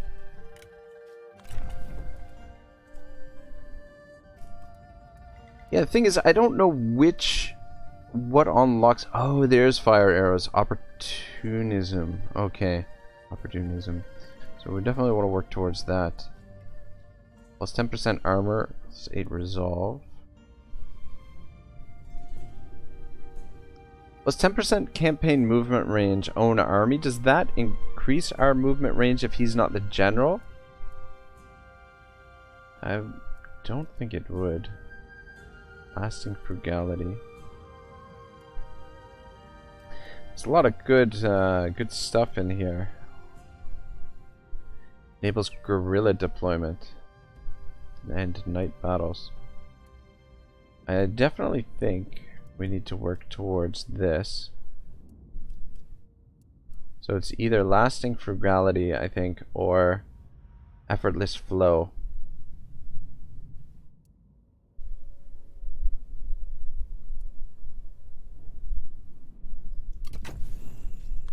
Go with that. What do we got here?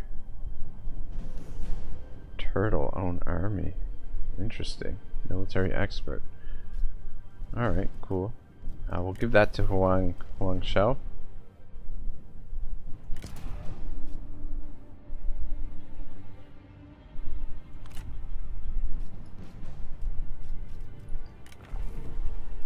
And ooh, that's not super important. Alright, what are we gonna upgrade you with?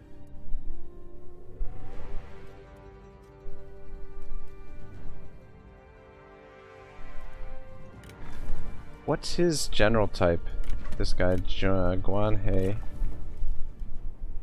Determined sapper.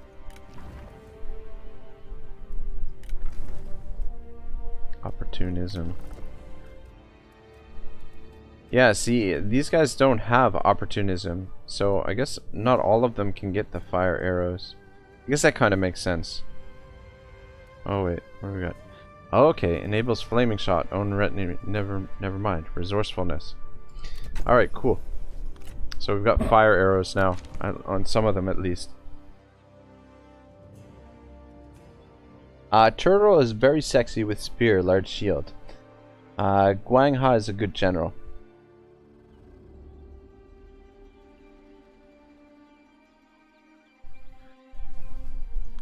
Alright. Maybe shouldn't have released this guy, but I wanted that additional cash. Thing is, I want to hit this fishing port.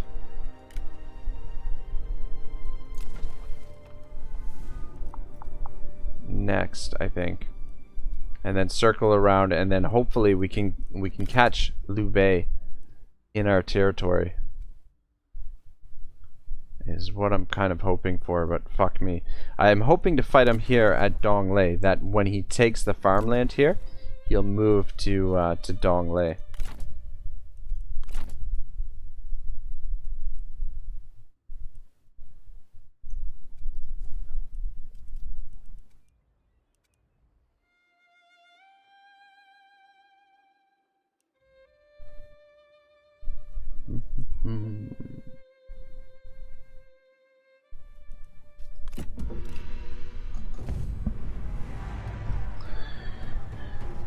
I should fight this to try and do a little bit of damage to him, but I don't think it's really going to be much more than the auto resolve, to be honest.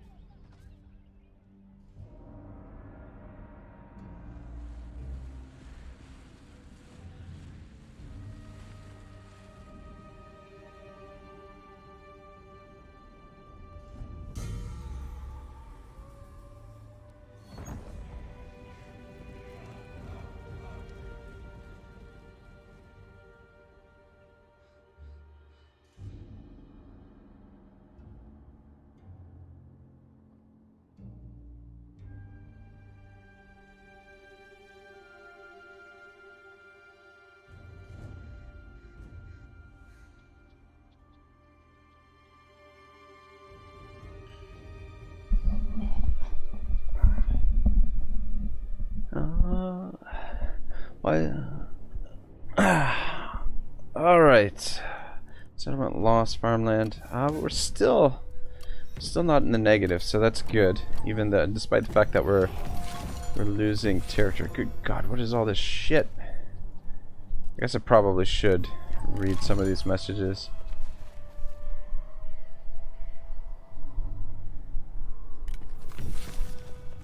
From each according to my lord, the generals under your control command are talented individuals, each with an array of skills you can put to use in improving your realm, and each commander either can be... Okay, yeah, got it.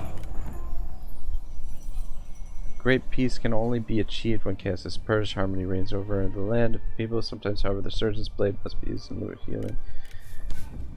Craftsman. Alright, whatever. What's this last one? Settlement lost. Okay, yeah, obviously.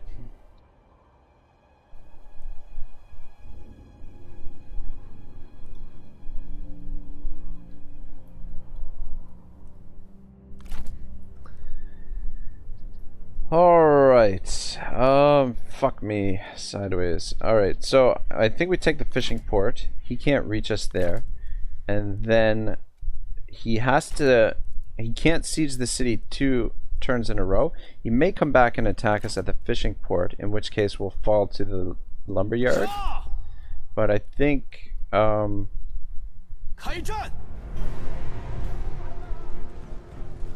we'll fight this. I probably could get away with delegating, but I don't want to risk taking any damage.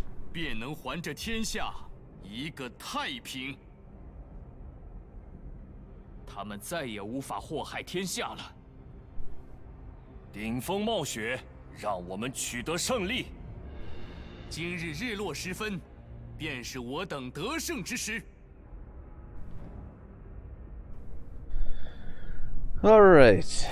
Let's see here. Yeah, I think we just position over here, let them come at us again.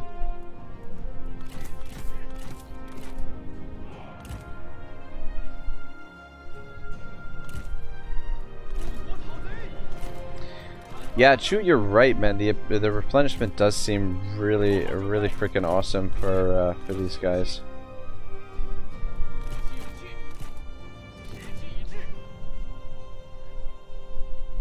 Set things up quick. Whoops.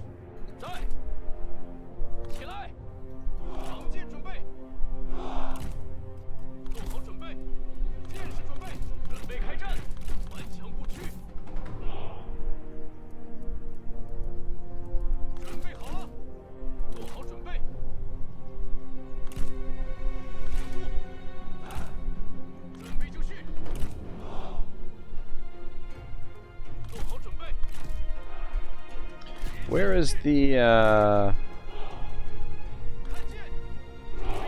turtle command?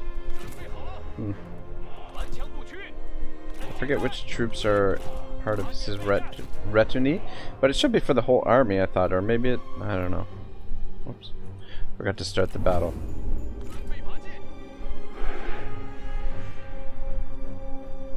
Yeah, it should only take a moment. And we shouldn't take too much damage. Rock gonna check chat out, or he's already seen and he's like, no, oh for sure. He read and was like, ugh, no. Like it seemed like you guys were having your own conversation, so I'm like, do they want me to read that out? Because I totally don't mind reading out the chat. Yeah, okay. I'm gonna go back and review the chat while our archers handle the situation. So I apologize for that, guys. But it seemed like you guys were talking amongst yourself. So oh man, there's quite a bit here. I missed a lot. You can change the markers. Wise Wolf, you ever heard of Thebes right above Sparta that were in the most feared warriors in the world? Even Sparta feared them. I want purple for mine. Reagan wants purple markers for his units. I think I heard about them. Yeah, mine are white and his are green, and it bothers me. I don't know. Mine have always been green. I don't know why. Wise Wolf, yes, they were a tribe of all gay men that never routed in battle. The only warriors in history documented to never retreat or rout in battle. They were all gay dudes that raided villages, killing all women and taking all the men to aid their tribe. Huh, that is some crazy shit, man. Well, damn, Chew. I just want what it should be, as long as my game is not out of date. Maybe I verify integrity in Steam. I'm not sure. It's a little. I'm not sure why the markers are different in mine, but yeah, I've always had the green markers. I don't know. I think I have anyway. That's quite a niche to read into about history. That is crazy beyond belief. I love history and warfare massively. I know about many tribes and wars. Yeah, I get that. I wouldn't mind white, but I prefer yellow. If it has anything to do with ancient war anyway. Well, Ragnarok, if you were attacked by Thebes, you would be fucked sideways. Yeah, probably. He had his violent stuff. Okay. Yeah. Chew, read my shit, Ragnarok Total War. LOL. You always have to participate, haha. LOL. I took chat into a dark and scary place. That's all good. Yeah, no, that's cool, man. That's interesting. That's really interesting stuff.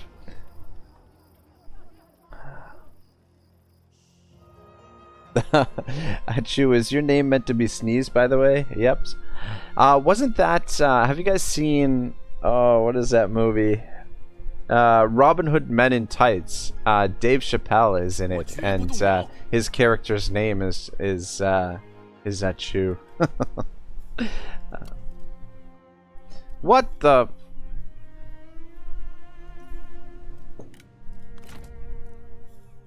This character is wounded and will recover in the indicated number of seasons. What the hell? How the hell did he get wounded in that battle? I must have fallen asleep or something. Alright, can you get fire arrows here, my man? 155. Battle running speed.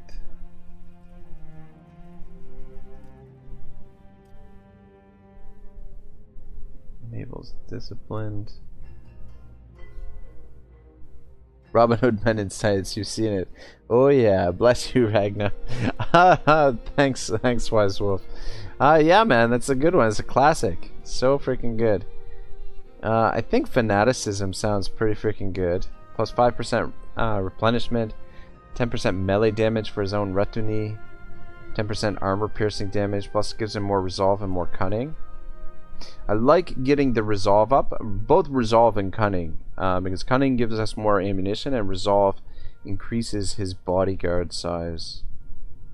But I don't see anywhere that battle running speed would be nice too. I don't see anywhere fire arrows for him,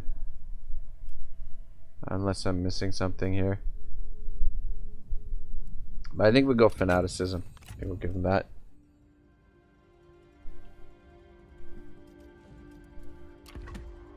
Oh, we got Pei Yuan Shao injured. Yeah, I don't know how the fuck that happened. Like, he shouldn't have even been in the fighting at all.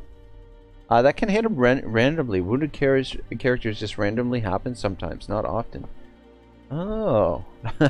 Damn you thieves. Okay. Romans, way worse. The shit they did. Yeah, the Romans were extremely brutal people. Well, fuck. Fuckity fuck. Do we... What do we want to do here? What do we want to do here? I'd like to get these cities walled up.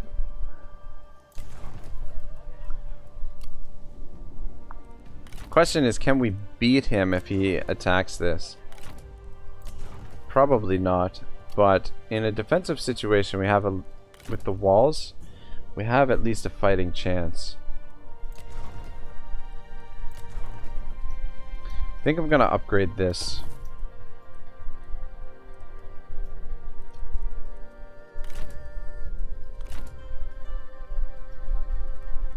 Let's see if we can find a way to deal with him. Alright, ooh, we got lots more technology. I think getting the public order, I think, is super important. So I don't want to get into a situation where we've got public order problems all the time.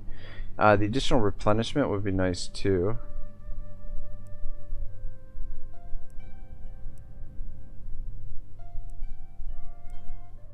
But yeah, I think I'm gonna go for public order.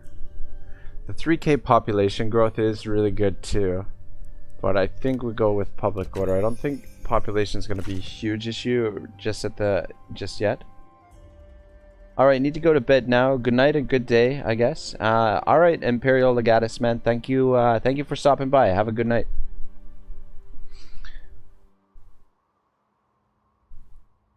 Some would say they had gall to invade. I'll see myself out. Thank you. Good night, Imperial. Take care. Did they change reforms? I don't think so. I think the Yellow Turbans always had like a different reform tree. Though they changed reforms. I know they changed for the bandits. It's a different. It's more of like, you have like a bandit network or something, like a spy network, where your reforms are tied to the map, or related to the map somehow. But yeah, this is the Yellow Turbans always had a different tech tree, but I mean, I'm not entirely sure. It could have been modified. All right, I think I'm gonna hit the end turn.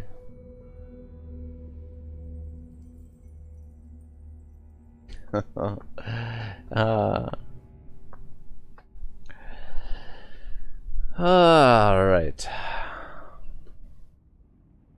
Yeah, I think getting rid of Kong Rong early was nice. And now the thing we need to do is we need to get rid of Liu Bei. Shit. Did anybody see where he went? Fuck. He must have went that way. Just take a look over here. Can we get... Alright. Oh, he stayed put. Cheeky bugger. Cheeky. Alright, let's position here. Go into ambush. See if we can draw him out. It is dangerous. We are at full strength. He's at full strength. It's either that, if we go into encamp stance, he might, I don't know. Do you think he would attack us if we were in camp stance? Because if the ambush fails, I don't know that we can take this on in the field. They don't have a lot of shields on their melee troops though. That's good. My big concern is their cavalry. Because the three of them are gonna be a major fucking handful. And then they've got these cavalry as well. I don't think I want to try and ambush them. I think... Shit, how much movement did I use already? God damn.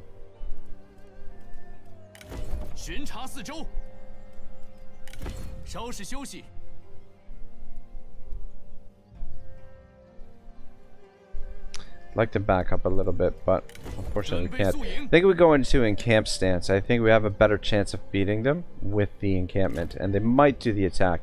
I was hoping that he would go to Donglei, but we've got them kind of isolated in this area. And, alright. Oh, we can put an assignment in now? Is that right? Dude, your army is super OP. They level a 1 crapper spear. Your army would take no damage. The biggest threat is their generals. You could lay waste to them so fast. The archers alone could rip up all that spear. Alright, so you think we should make the attack then? I don't know. The thing is, with the garrison,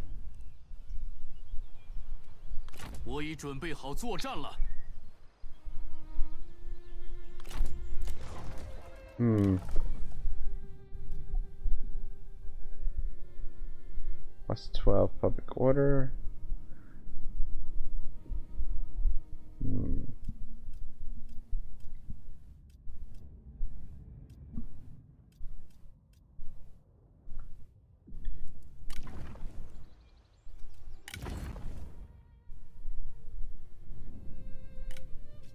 我绝不动摇，绝不动摇，身心再度融为一体。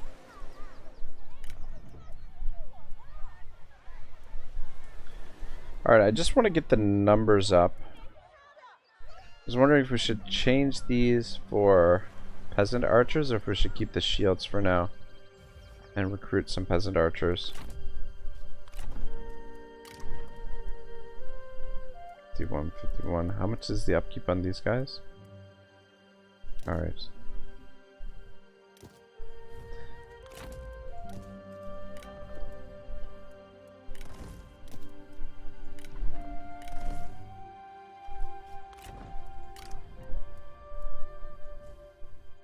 Start with that for now. It's not too expensive and it gives us another general to work with. And then we'll take attrition very quickly in this game when you lay siege and they hate it, so they sally out. You can keep pursuing them with arrows to fire them and sweep them up. Alright, so you guys think I should lay siege and just let them sally out against us? I don't know, I feel like he's gonna make the attack. Like, the thing is, if I go into encamp here, we basically got him trapped in here. Like he can go for Donglei, or he can sit there. If he sits there, well, we'll get fuck. I don't know. The thing is, you guys are right though, because we shouldn't sit here. But I don't want to risk losing the army. Like I think you're right that we will demolish them. But their generals are a big threat, and I'd rather be cautious than overzealous here. Look like this idiot wants to take this. At least we're at full strength. Peasant archers, yellow turban archers. What has he got in here? Crossbowman, range 200, and archer militia. It doesn't have a lot of ranged unit, a lot of cavalry. We might even be able to beat Yuan Shao there. Don't take risks that could run water and do all kinds of annoying shit. Yeah. Yeah. I don't know. I'm gonna play it safe and just see what he does. I think he'll probably attack us. He's either gonna attack us or just sit there. I don't think he'll go for Donglei, but you never know.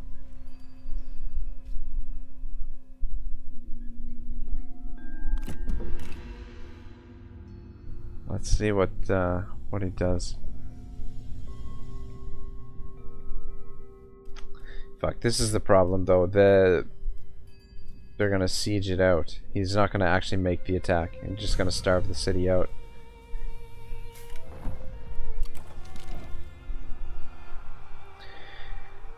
The enemy have left their siege equipment vulnerable, and a well-placed rock slide could cripple our assault. Although we must move men away from the rebuilding and repair the defenses, it can be done. Diminish reserves. Ignore it. Fire local bandits.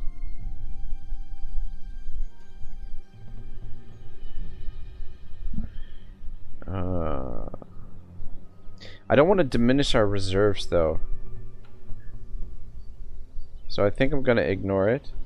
Let them make the assault. I want them to make the assault. I don't want to slow them down. Are we suffering attrition? Not yet. Yeah, I want them to make the attack there. Fuck, he's just gonna sit there. 行动如一。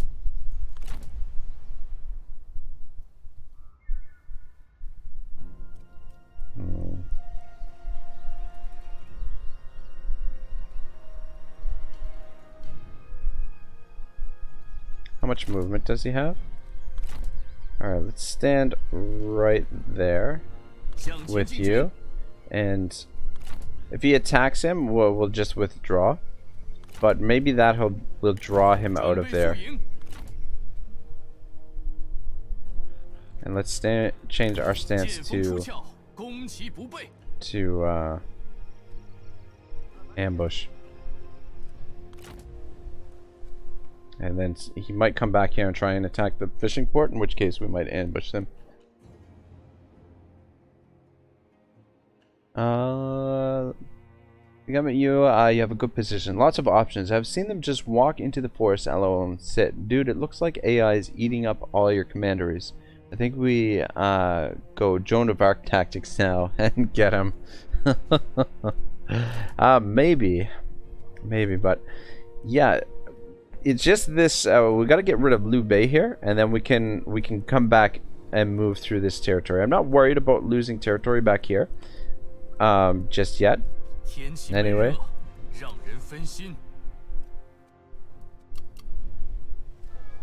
Yeah. All right. Let's see what he does this time. If he escapes, I'm gonna laugh hard. He may just escape, but we'll see. Come on, Yuan Shao, just make the siege already. Just make the assault. You know you want to. I think he knows that we can win if he makes the assault.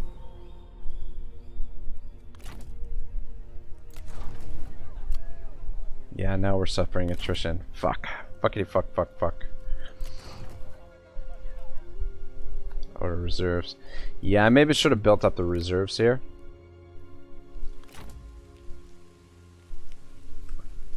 Fucking hell. What? Is there a road back here? You gotta be fucking kidding me. Alright, well. That's fine if he wants to head back that way. I'm okay with that.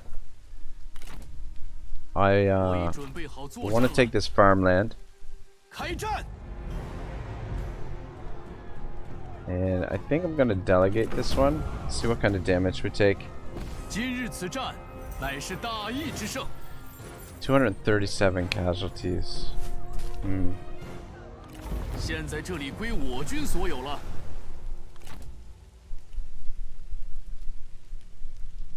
Looks like everybody will be replenished in one turn anyway. Alright, you sir.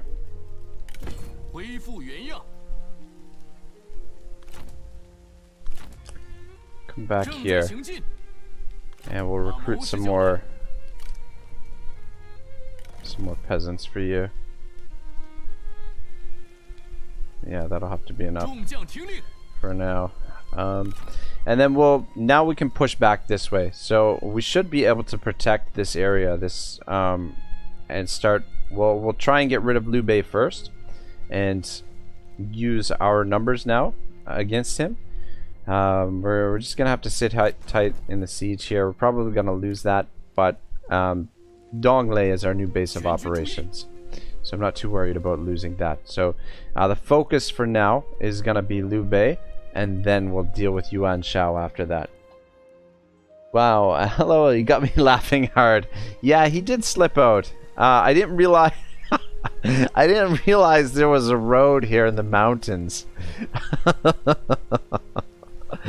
Yeah, he just went around us. He's like, well, no problem. Anyway, that's fine. I'm okay with that. We'll catch up to him. Don't worry. Look how hard he ran, lol. Chew enjoying this, lol. Yeah, we probably should have made the attack there, but I'm okay with, you know, playing it patient and just being cautious for now. Because we'll fuck me, he only lost 100 there. We'll catch up to them soon. Alright, Yuan Shao is making the attack. I'm glad he made the attack this turn because I don't want the garrison to get worn down any more than this. Let's see if we can do a bit of damage to this guy. Dude, whatever movement is very long, get your general in the water and back home. Protect your capital and your people. Our capital is now Donglei. The capital, I don't know, Siege of Dong. We'll get back here and retake this, but I feel like having Donglei is gonna be a better capital to hold. But we might be able to win this fight anyway. I mean, it's unlikely, but it is possible. The AI doesn't do a great job in these sieges, from what I remember anyway.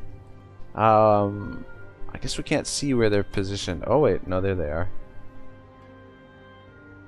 Don't go in water anymore, lol. Alright, so really want to take their ranged units out right away if we can.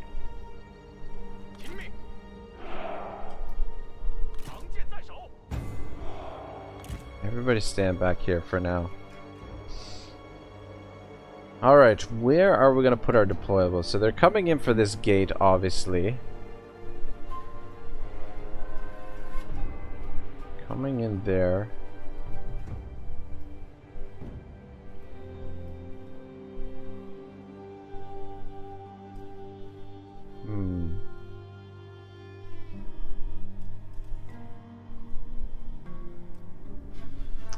Trying to think which deployables I want to use, or which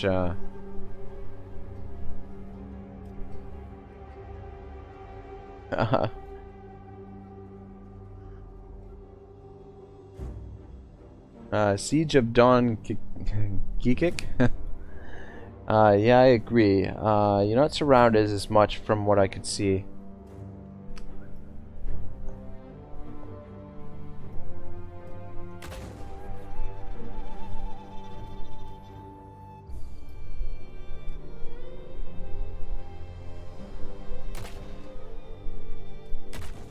So if we use those, they have to come through this way. Where the fuck do we not have any towers? Are there no towers inside this freaking settlement? All the towers are outside? Good God, you gotta be kidding me. Look at that. Oh, okay, we got towers over here, but that's it. Why don't we have towers over here too? Or here? What the hell? Yeah. Or we actually, you know what?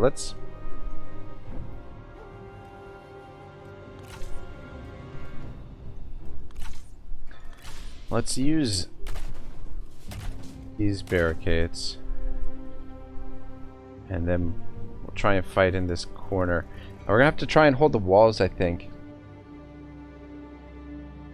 And who says walls don't work? Well, it's definitely not Warhammer, so I mean, we've got a chance to maybe defend the walls. All right.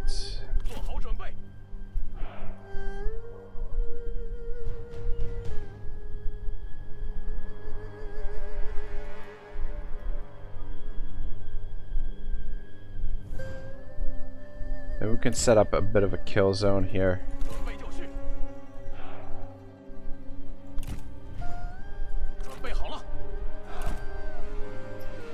fuck, I don't know. Not feeling super good about this. Actually. Okay, yeah, no. Alright. Have you stand there. Let me just get this organized a little bit. I wouldn't mind if we had more range.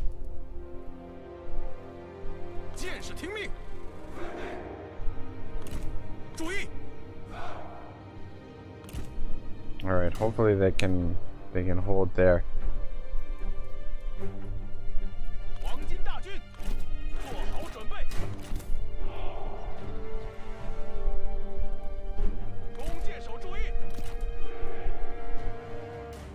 Hold the walls. He will, Regenerar will talk shit about his blunders. Alright, I'm gonna position you guys here, I think.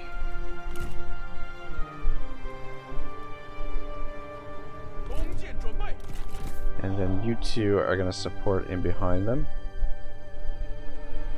I really want to take their range units out with our range. I think that will give us at least a fighting chance. And I'm gonna have to position somebody up here on the walls to protect these archers. We might have to bring them off the walls. And then down here.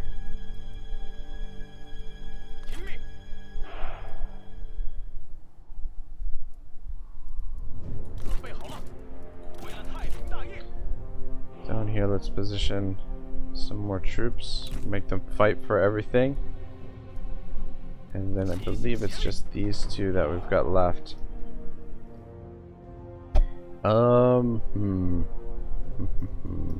Let's keep them in reserve here. Actually, keep one in reserve there, and one in reserve here. So we're gonna try and fight and control the walls. The other option would be just to fall back and try and defend the choke point here, but we really don't have a choke point, so we'll try and defend the walls since we've got the tower support for the walls. So yeah, here we go. Old-fashioned siege defense.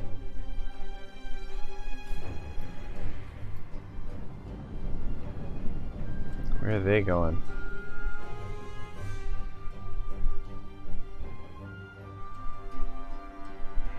Where's the nearest door? Down there. Alright, looks like he's just repositioning.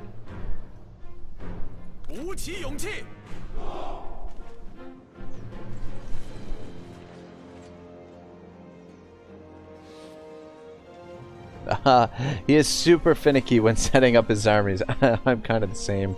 His pre-battle setups are just as long as the battles. Okay, joking.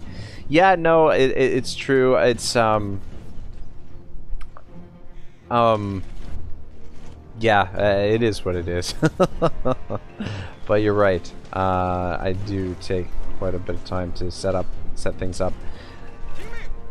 I don't know. I feel like the deployment is incredibly important. Fuck, we're gonna have to pull these archers off the walls. I guess we should do it before it's too late.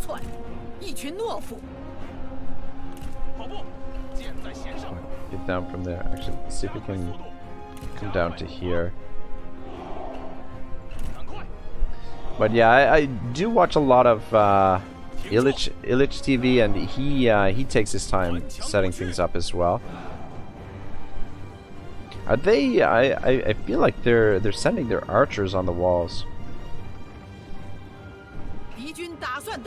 Yeah, I don't think we're gonna win this, unfortunately. I think they're just gonna overwhelm us with their numbers here.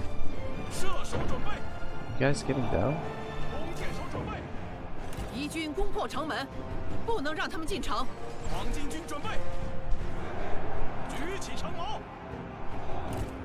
guys get up there and fight with them. At the very least, I want to do some damage to them so that they can slows them down a bit. See, some of these guys should fall down when they're climbing up like this. I feel like it's a little bit too... the way that they do in Shogun 2, that you take casualties. Shit.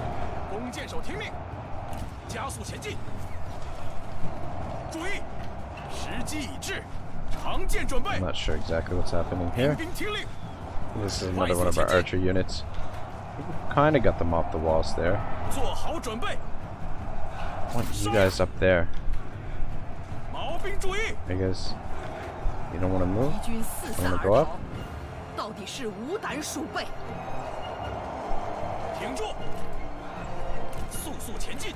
Fuck, what are we getting shot at here? Ah, shit. Guys, focus them down. Oh, you're finally moving. Wow, look at that. How is the fight going over here? I'm not sure, to be honest. Actually... Oh man, the walls are packed. Packed tight. We need wider walls. Yeah, now the game's getting a bit framey.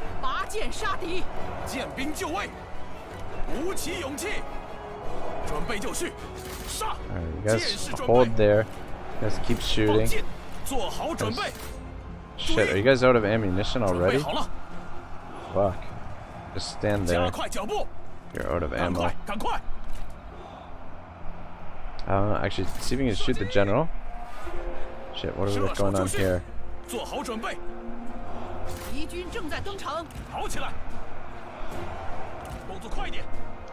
Let's see if you can come over here. How are we doing on the walls here? It's really hard to tell.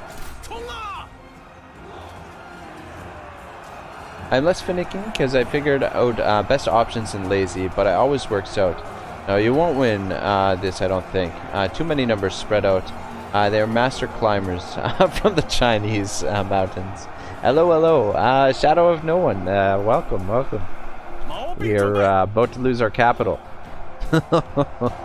Though I've been expecting this to happen. To be honest, it's strategic maneuvering, something like that. My plan was to re-establish the capital. Looks like we're starting to get some breaking units. Yeah, we're definitely getting a little bit framey. It's not so much the volume of units, it's just the volume of units all in one spot. We're getting shot at. Yeah.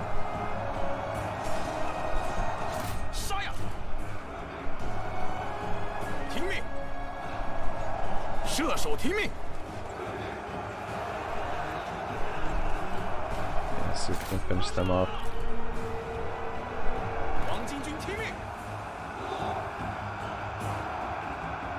Server based Akuza. Oh, interesting. Let's need to push into there.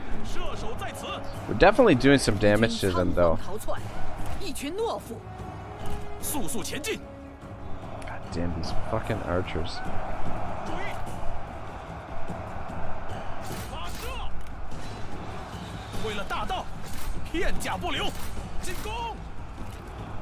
How are we doing over here? I see more of Yuan Shao's flanks than ours.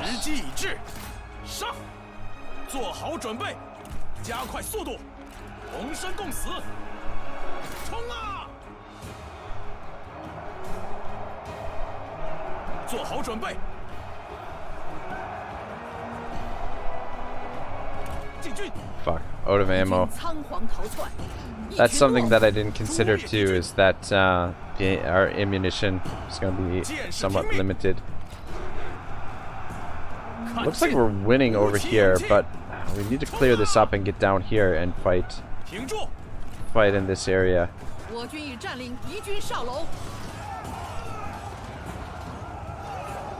Dude, it shouldn't be a clippy with this few troops. Something graphics not right. I don't know. It's not the. I think it's just there's so many troops in jammed in this area. Like,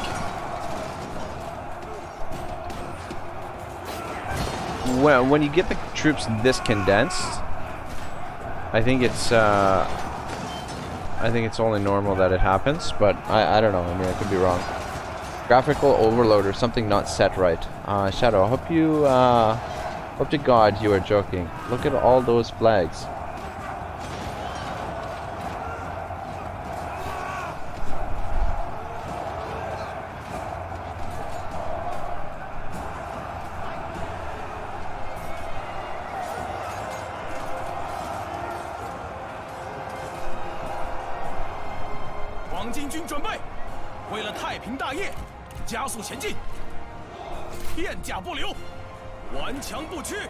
Those guys retreating. Yeah.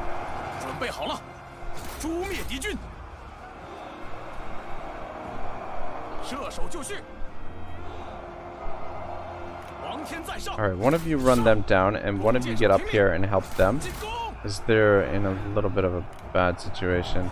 Fuck, looks like these guys retreated and came back. We're holding them pretty good there.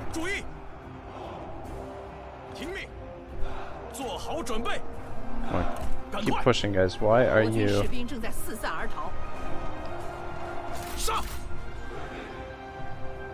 not moving?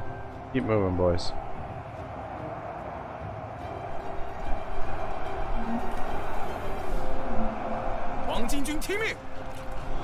Yeah, I think we're routing over here.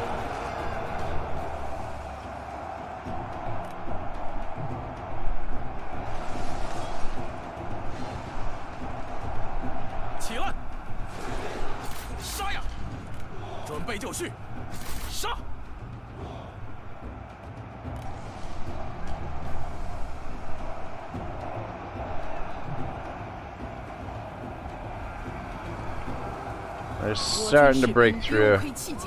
Just their generals are going to be too tough for us to take down. We don't have anything that can really stop them. You guys just posing?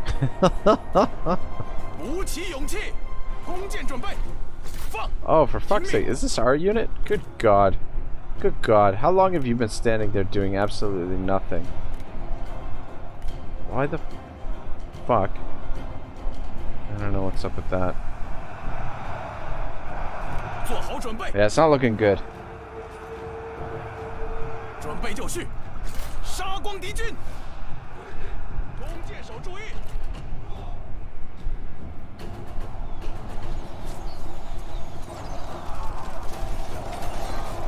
Yeah, these guys got behind me. Yeah, I don't know if it would have been better to just try and defend the square here and let them come up and defend here, but I feel like it would have been a tough, like if we had towers here to help us, I feel like we would have had a better chance, but there's no towers inside the city aside from these guys over here.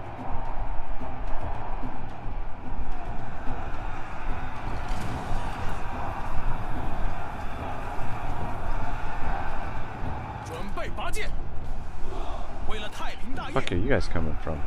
Get over here and attack them. I feel like... Are we... there's not a lot left. But do we...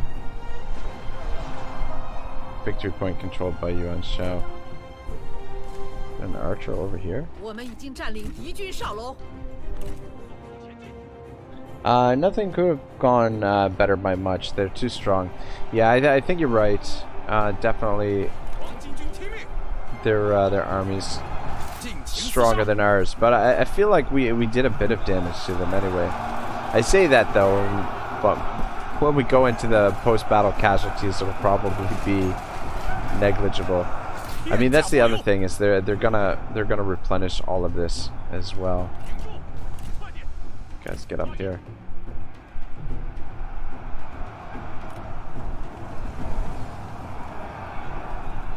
Good God, look at the dead. These guys are fucked now. Yeah, Yuan Shao is going to be a real headache to deal with.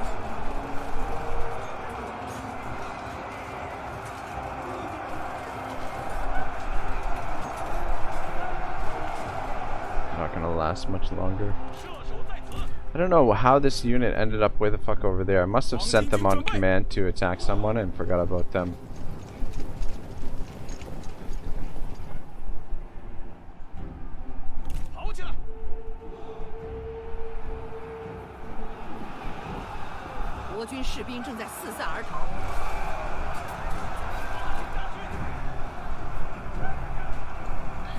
Alright, I think we can concede the defeat here. We'll just speed it up. There we go. Well, there goes the capital. That's actually gonna... This is actually really bad because... financially, this is gonna hurt us quite a bit. We might have to disband a few troops. They did lose 2,200, so it'll take them a little while to replenish that.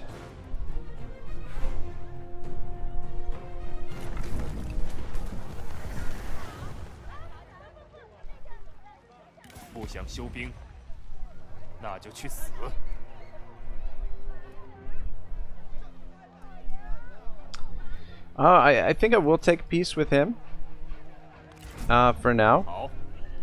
Just if we can get out of some of these wars, I think it'll help things along. And we can focus on 1 or 2 enemies at a time.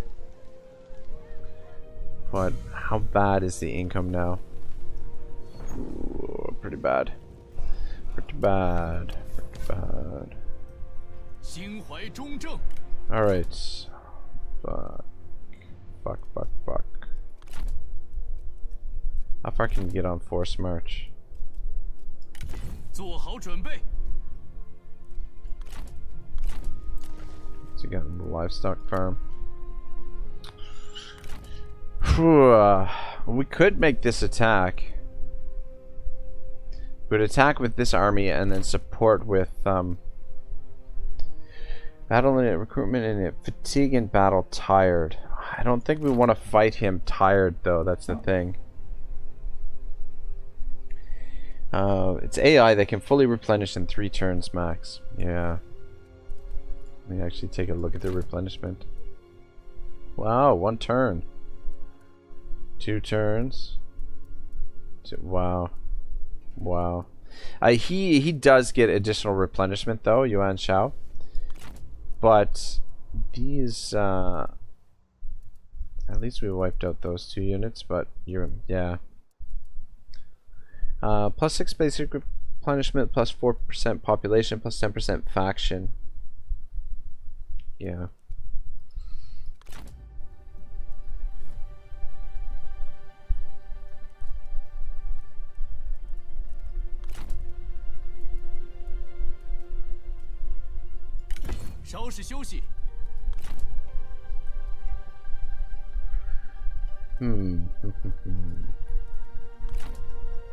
Alright, you know what? Okay.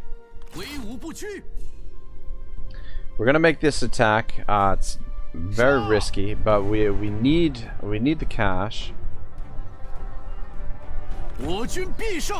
And we need to kind of force the issue right now as well. So I'm kind of shit. Tell me you can reach him. Tell me you can reach him. If we transfer over some of these generals, then they won't be fatigued. They won't be in force march. So let's transfer over these 2 and then we'll have Yuan Shao support. Actually, no.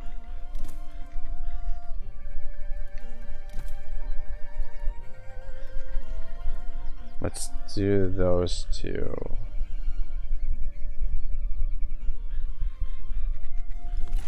Transfer them over. Let's appoint him commanding general. Actually,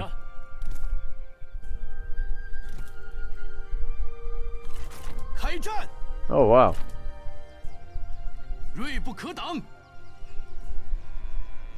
Alright, so yeah, we were able to actually Oh, son of a 众将听令， son of a bitch. This guy's got full movement now. Oh wait, no he doesn't. He's in forced march. That's why. Oh, he's got the forced march movement. Anyway, at least this way, 协力 our 出击 main army, we got our main army over there. We had to force march them. But they shouldn't be fatigued now. They should be in regular... Your main army is super OP. You can clobber them, so go clobber them. Hulk say clobbering time. You using exploit now. I didn't know that was an exploit, but definitely worked. They actually outnumber us a little bit.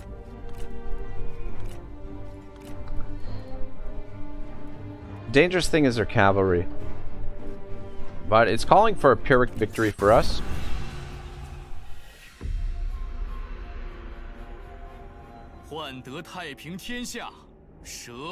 That was exploitation. I hope they are fatigued. LOL. Thanks a lot, man. Thanks a lot.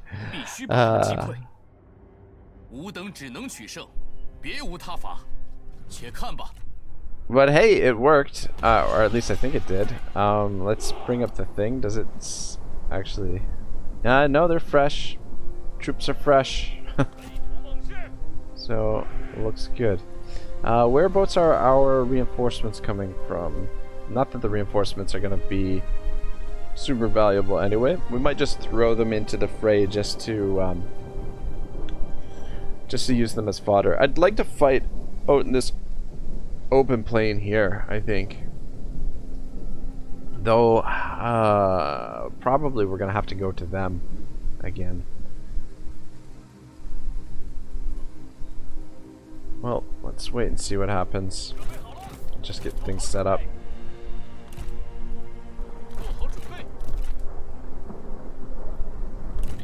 You guys can stand out front. I want you to absorb missile fire.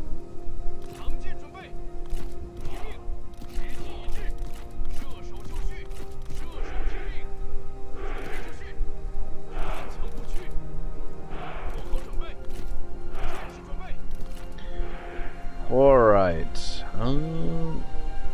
just set up here for now.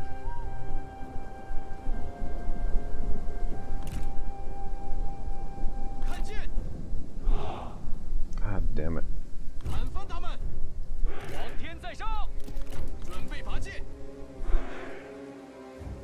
You know it's an exploit, LOL. With friends like us. Who needs enemies? His army is so OP. I hope you're right, eh-Shan. I hope you're right that it's OP enough to win this. But we absolutely have to win it. Because we need the cash, first off. And second off, we need... well, we need to keep the army alive. Otherwise, we're gonna be fucked. I guess just back up a little bit. Alright, I want to fight over here. Something like that.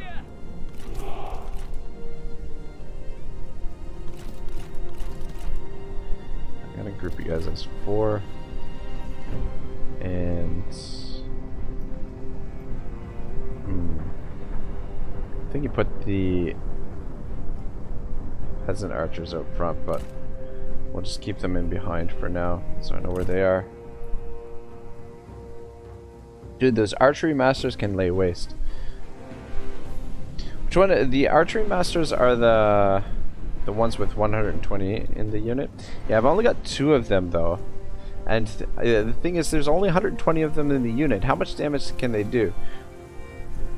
I think I like the Land's Chosen better. But yeah, I don't know. Anyway, we'll see how she goes. Fuck, I don't like the ground we're sitting on actually right now. Let's back up a bit. For now. Yeah, they're coming at us. Coming at us hard too. They really want this fight.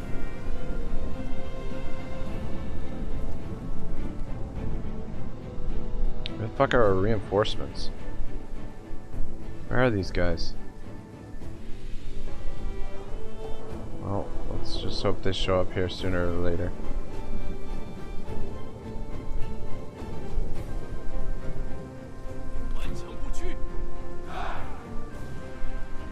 Guys, move out there. Alright, it's good that they're bringing their cavalry in here initially, because they're taking a lot of heat.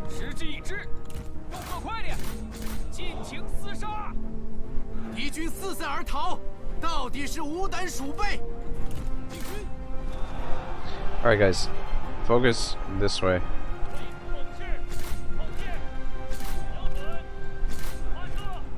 Come on, start shooting. Alright, good stuff. And let's actually stretch you guys out a bit and move forward. And you guys pull back. I think the cavalry is... Oh, we got some more cav coming in. Yeah, just keep pulling back. Pull them away from their land troops. I don't want to engage the cavalry there while their land troops are right there. So we can take them out. And here comes the reinforcements. They're fatigued, that's why. Alright, now engage them. And actually, a couple of you get in behind and take out their ranged units if you can. Fuck. This ain't good.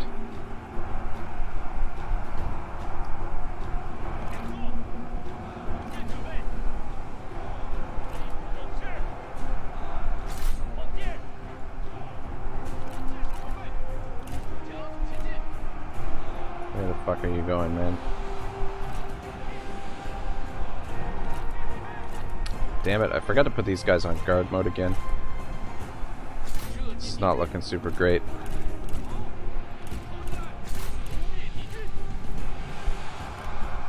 Alright, get out of there. I don't want to fight with them.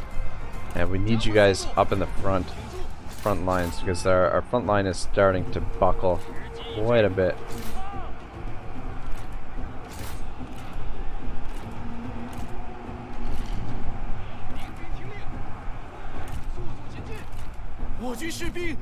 Stretch out a bit. Alright, cavalry or archers taken care of.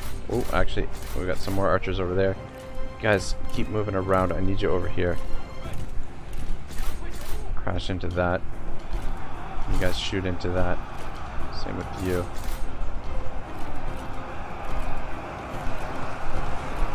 Alright. Commit everybody to that. You guys, if you came back, that would be nice. Alright, everybody focus on... Well, actually, you guys focus there. And you guys focus there. God damn it.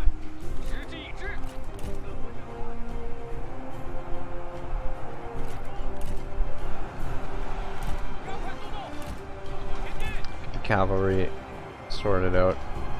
Our archers are doing a pretty good job. Alright, you guys crash in there now. Ooh, guys, focus on... Oh wait, are those both? Okay, I thought one of those was enemy unit. Crash in there. Shit, guys. Get back. Alright, keep shooting, boys.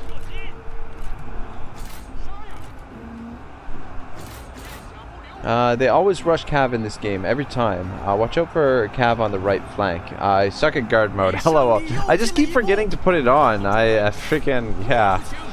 You're right, though. I do suck at guard mode. Alright, this should hopefully break them. Right, back. Get another charge in. Yeah, I hope we didn't take too much damage here. But it definitely looks like we're gonna get the win.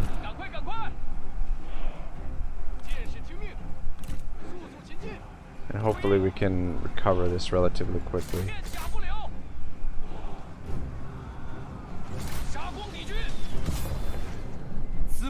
时以携手用剑。 Decisive victory. I guess that's better than the Pyrrhic victory it was giving giving us in the auto resolve. 580 kills. My goodness. My goodness. 384, 215. That's not bad at all. 我等心怀忠贞才有此胜，现在来尽情庆贺吧。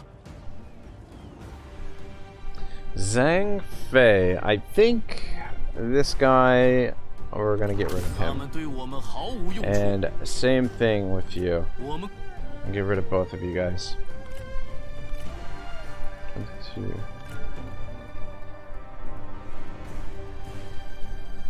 God, I can't believe that unit got that many kills. Did 126, 79, 162. Anyway, we just occupy here. 现在这里归我军。 And getting rid of the two of them is pretty huge for us, I think. That was Pog. Lu, almost 600 kills. Yeah, the enemy had no shields. Yeah. Yeah, I think you're probably right that I probably should have attacked them at Donglei when he was there, but at least we caught him here, and we've got a little bit of reserve cash now that we can afford to hold on to this army for a little while. So we'll get fully replenished, and then we'll push to shit. Do we push to take on Yuan Shao, or should we finish off the remnants of Liu Bei's empire? That is the question.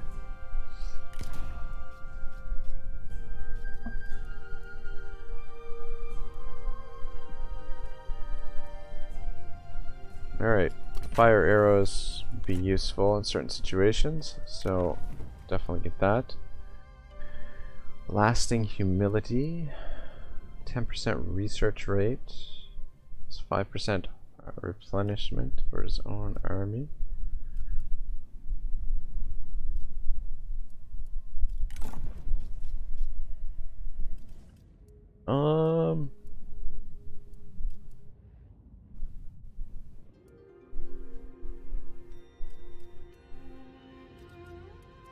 I'm gonna increase the research rate, I think.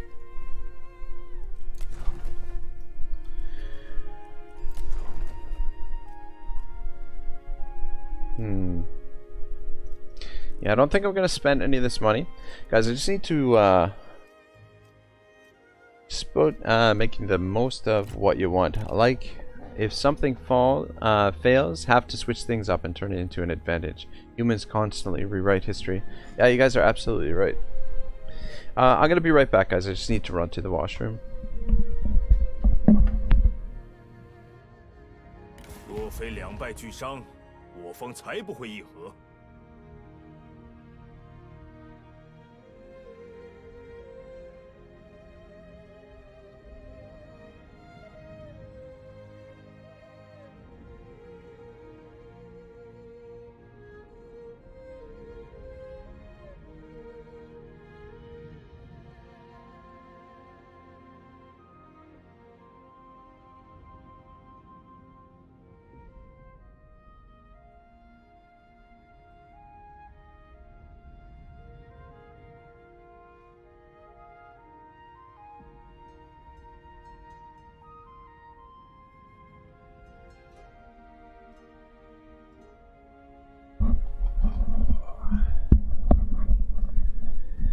Alright, I'll take peace with him as well. I guess we probably should negotiate and see if we can get a little bit of a better deal, but...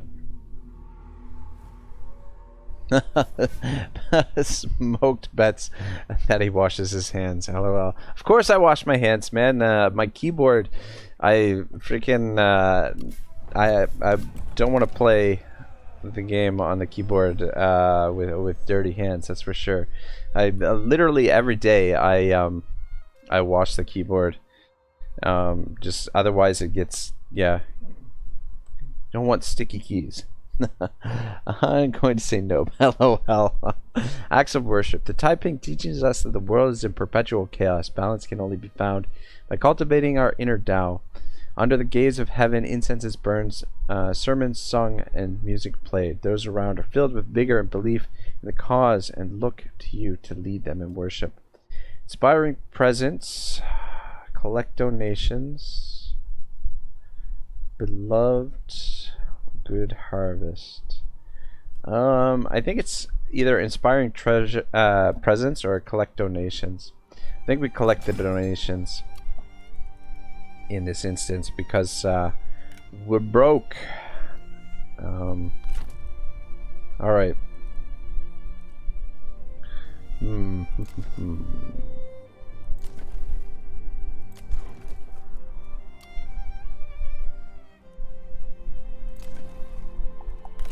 I'm just wondering if we should split our forces here, or if we should keep them together.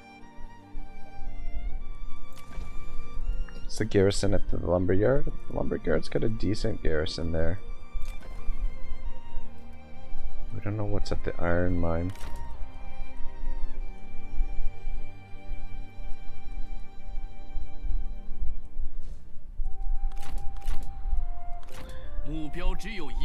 Oh. Alright, you sir, get out of that stance.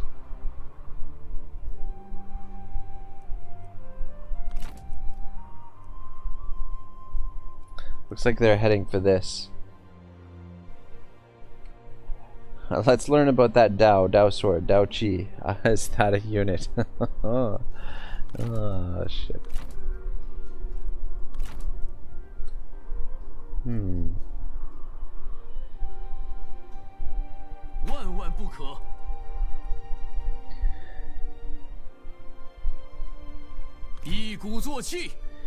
Alright, I'm gonna position him there. And then camp. And then he should be able to start the siege there next turn. And then hopefully the main army can come around and get there too. From the lumberyard.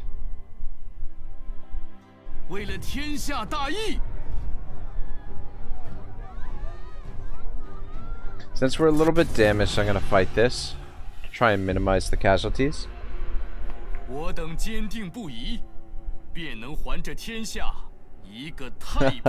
that a unit? No, LOL. Was that pop-up? Yeah, the pop-up message.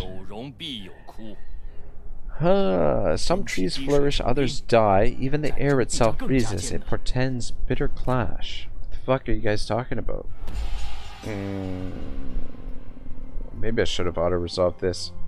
If we have to go down there and fight them, it's gonna get a little bit ugly because of these towers. But this is the area I like to attack. Because we should be able to avoid these towers, and these towers are out of range, so we should only have to deal with those two.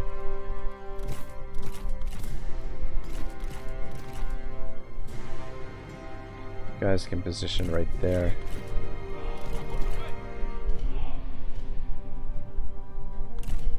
Cavalry is in good shape though, that's good.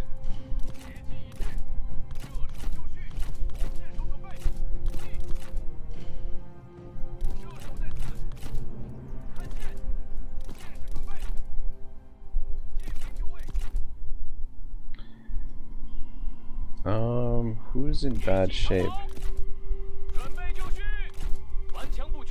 Alright, you guys are in good shape.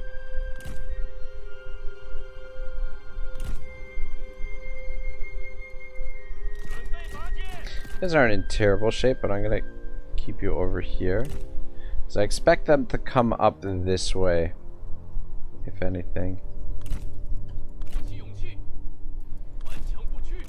Actually, before I forget, let's go with guard mode for a change.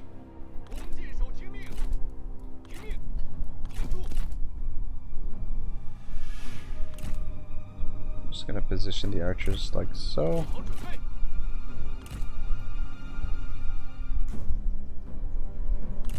Alright, looks good. I don't know, my Eastern religion class was like 3 years ago. Oh. Pretty sure Dao is like Tao, which is some Chinese philosophy. Means the way, I think. Yeah, that's exactly it. But I feel like it's a little bit more nuanced, or a lot more nuanced. Like the English translation, I don't think gives it much does it much justice. I was taking a dab, so I missed the loading screen. LOL. I love their sayings. The cherry blossom falls, much like our enemies. That's not actually one, but you know what I mean. Yeah, I know exactly what you mean, man. Let's just creep forward a little bit. They are gonna oblige us by the looks of things and come out and attack us, which is good. 我军伏兵已暴露。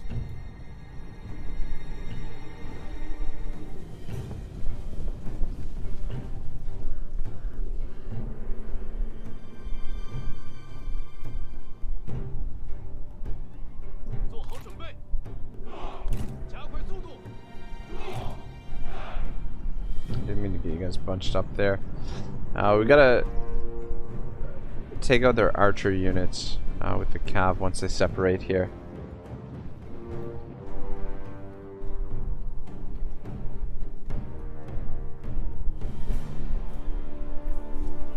Should be just about in range, I would think.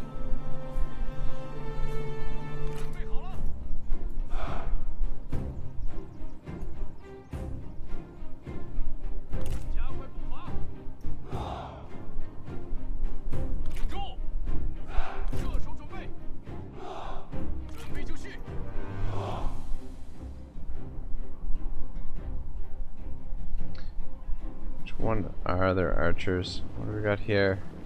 Oh, those look like archers to me.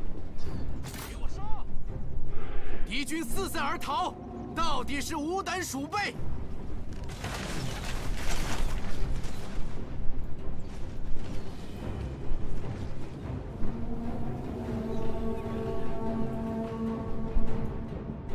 攻击准备，快速前进。 Alright, charge through these guys and then we'll swing around and charge the other guys. We want to be careful of those G. Oh yeah, it's way more complicated. Oh, which reminds me, how about the Art of War?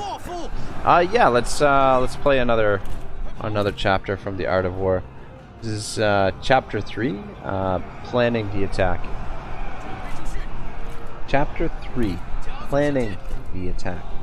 Master Sun said, "The art of warfare is this. It is best to keep one's own state intact. Crush the enemy's state is only second best. It is best to keep one's own army, battalion, company, or 5-man squad intact. To crush the enemy's army, battalion, company, or 5-man squad is only a second best. So to win 100 victories in 100 battles is not the highest excellence. The highest excellence is to subdue the enemy's army without fighting at all. Therefore, the best military policy is to attack strategies, the next to attack alliances, the next to attack soldiers, and the worst to assault walled cities. Resort to assaulting walled cities only when there is no other choice. To construct siege screens and armored personnel vehicles and to assemble all of the military equipment and weaponry necessary will take 3 months, and to amass earthen mounds against the walls will take another 3 months. And if your commander, unable to control his temper, sends your troops swarming at the walls, your casualties will be 1 in 3, and still you will not have taken the city. This is the kind of calamity that befalls you in laying siege. Therefore, the expert in using the military subdues the enemy's forces without going to battle, takes the enemy's walled cities without launching an attack, and crushes the enemy's states without a protracted war. He must use the principle of keeping himself intact to compete in the world. Thus, his weapons will not be blunted, and he can keep his edge intact. This, then, is the art of planning the attack. Therefore, the art of using troops is this: when 10 times the enemy's strength, surround him. When 5 times, attack him. When double, engage him. When you and the enemy are equally matched, be able to divide him. When you are inferior in numbers, be able to take the defensive. And when you are no match for the enemy, be able to avoid him. Thus, what serves as secure defense against a small army will only be captured by a large one. The commander is the side guard on the carriage of state. Where this guard is in place, the state will certainly be strong. Where it is defective, the state will certainly be weak. There are 3 ways in which the ruler can bring grief to his army. To order in advance, not really realizing the army is in no position to do so, or to order a retreat, not realizing the army is in no position to withdraw. This is called hobbling the army. To interfere in the administration of the army while being ignorant of its internal affairs will confuse officers and soldiers alike. To interfere in military assignments while being ignorant of exigencies will lose him the confidence of his men. Once his army has become confused and has lost the confidence of his men, aggression from the neighboring rulers will be upon him. This is called sowing disorder in your own ranks and throwing away the victory. Therefore, there are 5 factors in anticipating which side will win. The side that knows when to fight and when not will take the victory. The side that understands how to deal with numerical superiority and inferiority in the deployment of troops will take the victory. The side that has superiors and subordinates united in purpose will take the victory. The side that fields a fully prepared army against one that is not will take the victory. The side on which the commander is able and the ruler does not interfere will take the victory. These 5 factories are the way, Tao, of anticipating victory. Thus it is said, he who knows the enemy and himself will never in 100 battles be at risk. He who does not know the enemy but knows himself will sometimes win and sometimes lose. He who knows neither the enemy nor himself will be at risk in every battle. Shoot, I was gonna try and negotiate and see what we could get from them, but it seems that all we can do is negotiate a peace, which they're super willing to do, but I mean they've only got the 2 settlements left. The art of fart. This is chapter 1, I feel like. Chu just ripped one. Yeah, they sound very similar. But there's definitely some really good stuff in there, really interesting stuff, and yeah, the important thing is never to risk the army. Like your army is losing settlements is not a huge thing. Winning battles is not necessarily the objective. The objective is defeating the enemy in a crushing fashion and strengthening your forces as you go forward. But yeah, we probably should disband this guy. I was hoping taking this lumber yard would increase our income a bit, but the upkeep is gonna hurt us. No, I pre-recorded my fart and played parts of it over a period of time.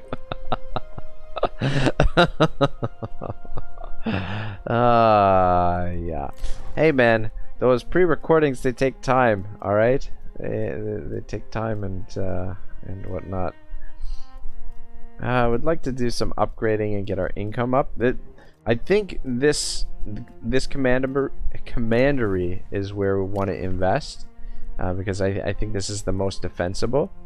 But at the same time, we need to keep this reserve of cash right now until we can finish them off, or at least get our cash coming in a little bit more.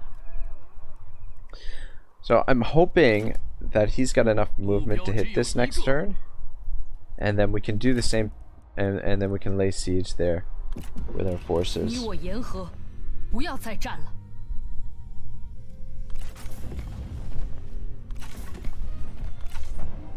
Sorry, but we are planning on eliminating you.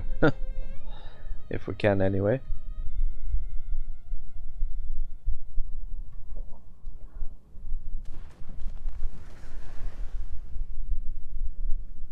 Shoot, I didn't even realize there was a trade port up there.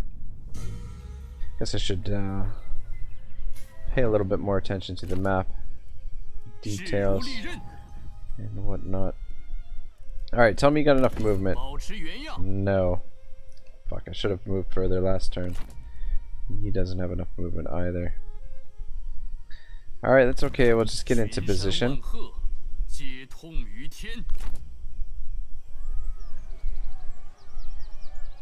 Who is this guy? It's a different faction. Is that a rebellion? That he can fart on cue is amazing. Yeah. You just proceed cautiously. Actually.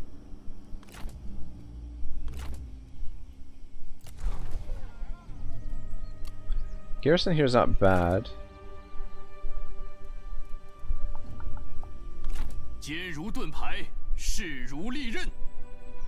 I'm actually gonna send you back this way and help defend this town because we shouldn't need him for the siege, and if we do, we can force march him there. Maybe,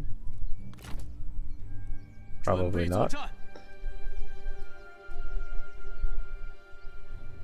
I might be able to force march there. Yeah, our replenishment is crazy, which is really sweet.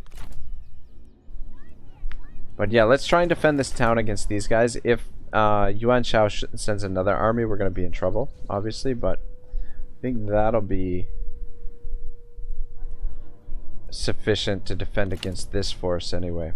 It's a lot of cavalry, but we've got a big garrison here, and we've got some spears. Should be able to hold them off. Damn, maybe I should have taken peace with those guys. Oh boy, what's next for our research? Alright, let's go with the population growth, I guess.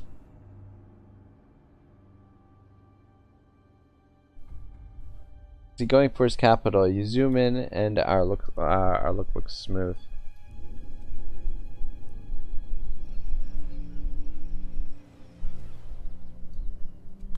I don't know. He could be heading for this, or he could be going for this too. I mean, either case. Ooh, the garrison's a little bit not fully replenished there. Anyway, we're gonna deal with them soon enough. Shit, man. She's put together an army pretty quick. 5 turns till they're fully replenished. These guys, anyway. We want to get over there and get rid of them.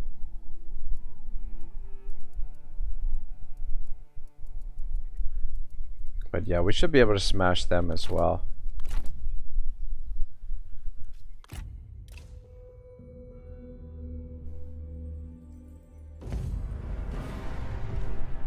Fuck me sideways. Are you telling me he's standing in the zone of control? We're not getting. Are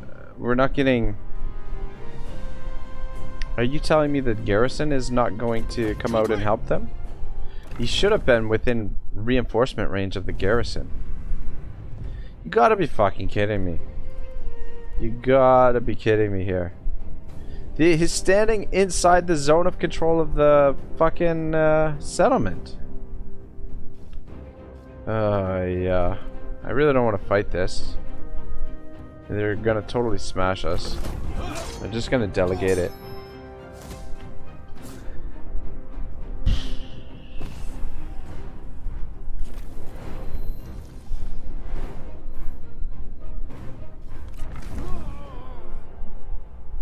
Alright, well, losing him is not a huge deal.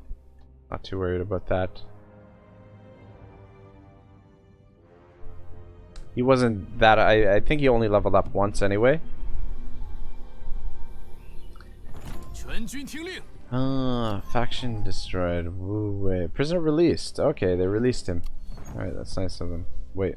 Killed in battle. Was he released or killed in battle? Which... the hell? Guess he's dead. Anyway. At least, though, it moved these guys out and they're not getting replenishment now. So that's... I mean, I'll take that. And these guys did take a little bit of damage, and they're not getting replenishment now as well. They might assault those cities. But I think we move in to take this. 锐不可挡。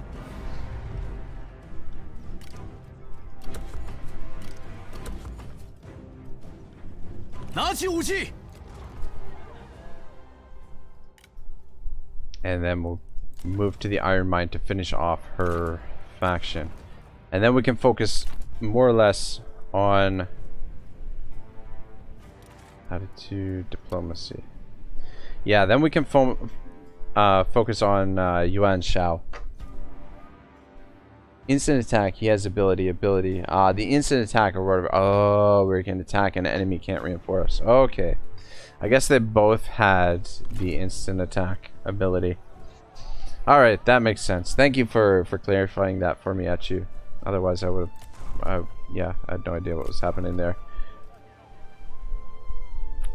Alright. What can we do to increase the income here? This increases it slightly. Gives us a little bit more food too.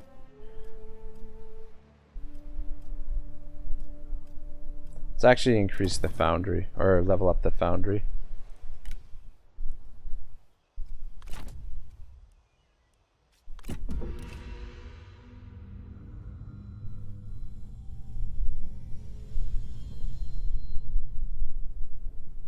They seem a little hesitant, which is good. The more the AI messes around, the better it is for us.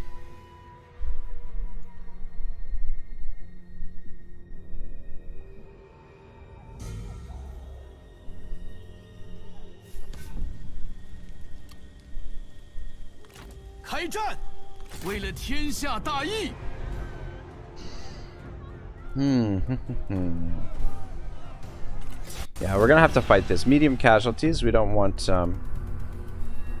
medium casualties, obviously. Try and do it a little bit more efficiently. We should have some fire arrows now, though, as well. So we should be able to take out some of the towers. Dude, try and offer non-aggression and stuff for money. Yeah, I haven't really done much in the diplomacy. I will actually take a look at the diplomacy a little bit and see if we can get some better offers. Oh, this tower's out.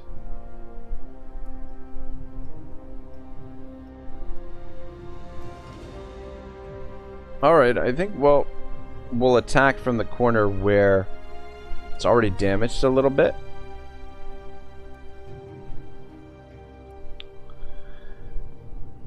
What kind of range does that have? It's got decent range. Okay. Alright, who's got fire arrows? Alright, these guys got fire arrows. You do not, and you don't. Just these guys. Alright, you guys... Oop.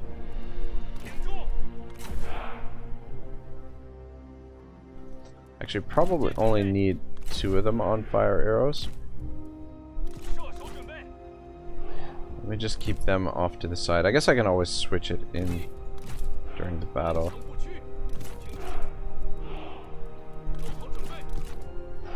You guys just stand there for now.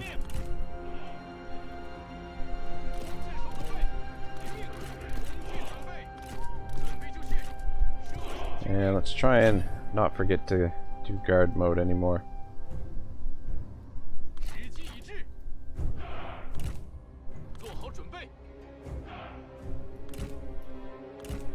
Whoops.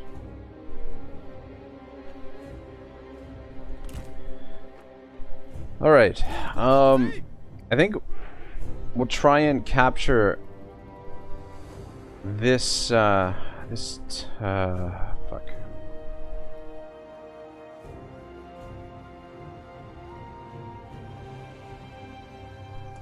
Yeah, I think we'll try and capture this guardhouse here with the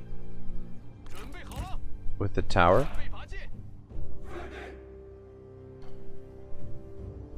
Come down this way. Oh yeah, you're Yellow Turban, you can't. Should I get my garden salad or finish my sandwich? Yeah, it's probably gonna take me a minute or two to set up, so you're definitely welcome to you definitely have time to go get some snacks, I think, while I get this all sorted. You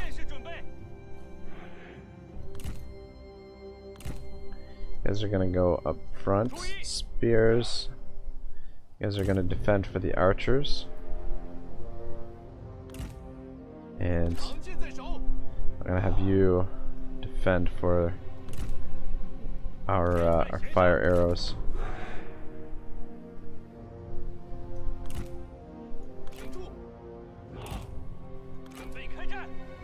Alright, so what I'm thinking is burn down this tower, capture this tower, and kind of range does this tower have? Good range, but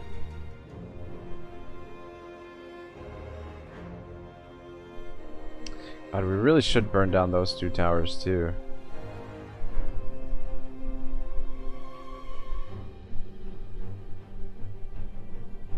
You know what? Why don't we attack over here instead?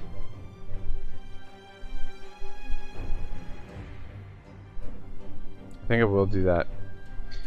Let's adjust. Alright. Fire arrows.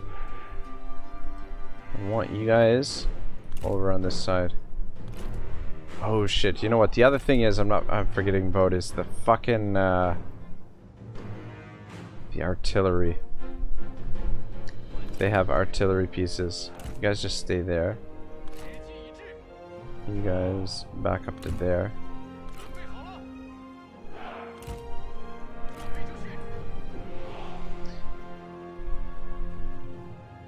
Alright. We are gonna attack this wall, but we're gonna shift around. I'm hoping that if we're positioned over here in the corner, like such, that they position their catapults over here. Those things over the gates shoot arrows, just like the towers, dude. Yeah, I know. I'm aware. I'm aware that these fort towers. But yeah, what I'm thinking is we capture this one and burn down these three. Otherwise, let me see. Actually, I don't see any artillery pieces. Alright, I think we're actually safe. Alright, you guys move over to there.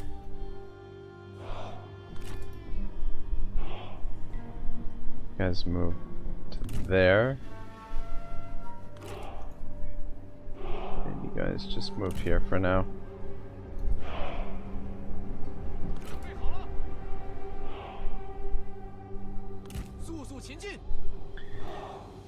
Alright, I'm gonna play the final chapter for the Art of War that I have pre-recorded. So this is chapter 4, strategic positions. So I'll have to pre-record some more stuff before we start tomorrow. Chapter 4, strategic positions. Sing. Master Sun said, "Of old, the expert in battle would first make himself invincible, and then wait for the enemy to expose his vulnerability. Invincibility depends on oneself. Vulnerability lies within the enemy. Therefore, the expert in battle can make himself invincible, but cannot guarantee for certain the vulnerability of the enemy. Hence it is said, victory can be anticipated, but it cannot be forced. Being invincible lies with defense. vulnerability of the enemy comes with the attack. If one assumes a defensive posture, it is because the enemy's strength is overwhelming. If one launches the attack, it is because the enemy's strength is deficient. The expert at defense conceals himself in the deepest recess of the earth. The expert on the attack strikes from out of the highest reaches of the heavens. Thus, he is able to both protect himself and to take the complete victory. To anticipate the victory is not going beyond the understanding of the common run. It is not the highest excellence. To win in battle so that the whole world says excellent is not the highest excellence. Hence, to lift an autumn hair is no mark of strength. To see the sun and moon is no mark of clear-sightedness. To hear a thunderclap is no mark of keen hearing. He, whom the ancients called an expert in battle, gained victory where victory was easily gained. Thus, the battle of the expert is never an exceptional victory, nor does it win him reputation for wisdom or credit for courage. His victories in battle are unerring. Unerring means that he acts where victory is certain and conquers an enemy that has already lost. Therefore, the expert in battle takes his stand on ground that is unassailable and does not miss his chance to defeat the enemy. For this reason, the victorious army only enters battle after having first won the victory, while the defeated army only seeks victory after having first entered the fray. The expert, in using the military, builds upon the way, Tao, and holds fast to military regulations, and thus is able to be the arbiter of victory and defeat. Factors in the art of warfare are: first, calculations; second, quantities; third, logistics; fourth, the balance of power; and fifth, the possibility of victory. Calculations are based on the terrain. Estimates of available quantities of goods are based on these calculations. Logistical strength is based on estimates of available quantities of goods. The balance of power is based on logistical strength, and the possibility of victory is based on the balance of power. Thus, a victorious army is like weighing in a full hundredweight against a few ounces, and a defeated army is like pitting a few ounces against a hundredweight. It is a matter of strategic positioning, seeing that the army has this weight of victory on its side. In launching its men into battle, can be likened to the cascading of pent-up waters thundering through a steep gorge.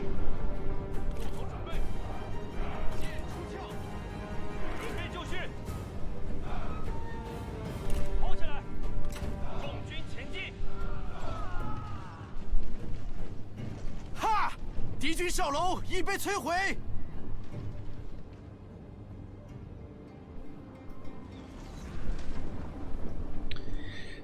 Alright, so, yeah, this guy here is taking quite a bit of damage so far, but I think he'll be alright. Yeah, it actually doesn't look too bad. Let's get you guys into position over here to help out a little bit. And let's push forward a bit. I forgot to change some of them off of fire arrows. I want to capture this gate. We'll send the cavalry in once the gate is captured, I think. Most stream promise no math. This one promises book learning, but luckily no math. Shadow of no one. Maybe that's a good idea. Maybe we should start doing some math on the channel. Though I don't think you guys want me teaching you how to do any math. That's for sure.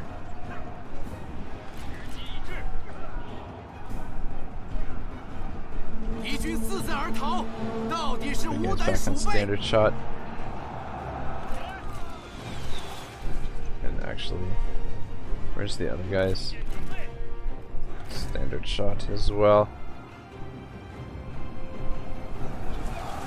Now the fire arrows do some nice damage, and this buildings on fire and stuff does reduce their morale.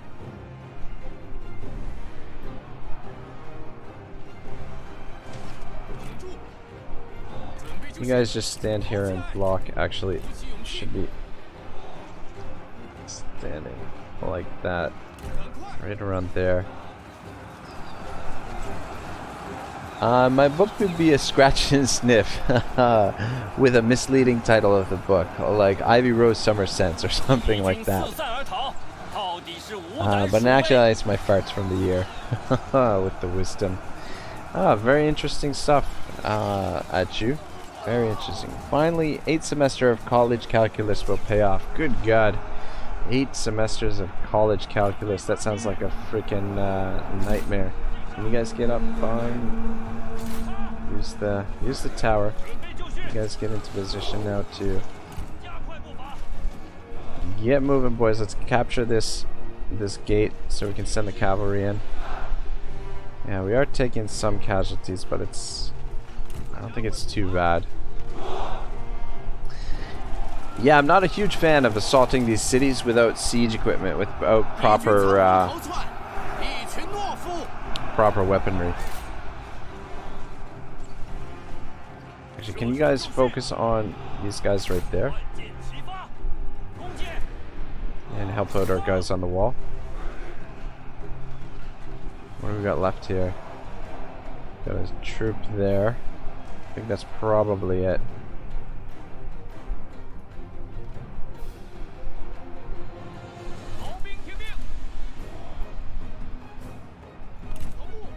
Might send some of the spears over the walls now.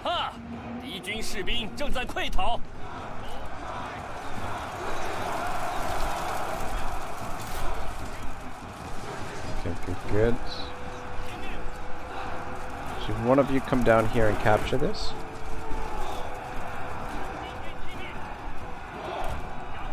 Oh, you guys are running? What the hell? Come on, man, we're winning this fight. What's your theories of the double slit experiment? I think it's pretty fascinating, for sure. But I mean, it's been a long time since I read anything or did any kind of research on quantum physics. So I'm definitely not the one to be expounding theories on quantum physics. But definitely really interesting stuff. There was actually something I was reading, just like a short article or something. Just, I don't know, when I was killing time the other day, they're talking about they've done experiments now where they've seen the sort of some quantum behavior on larger objects. And yeah, I don't know. But quantum physics is an incredibly fascinating field of study.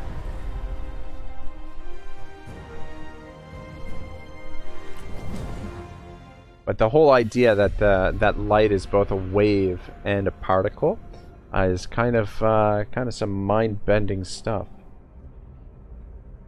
If two farts pass through a slit and create no distortion wave, but when you add a second slit, things happen. Quantum physics is more forte. Ah, cool, man. Very cool.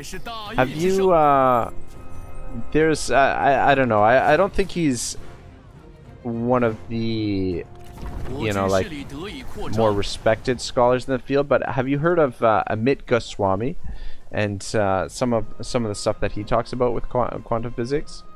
I think he's it's more philosophy. His stuff is more philosophy, I would say, than quantum physics. But I like what he's got to say. A lot of it I find kind of interesting. The world sim only give computing power to something if someone is looking. Got to save processing power.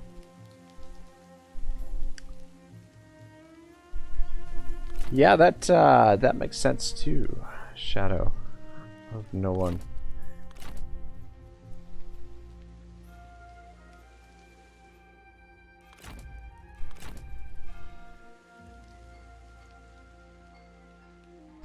Yeah, I mean, a lot of it flies over my head, to be perfectly honest.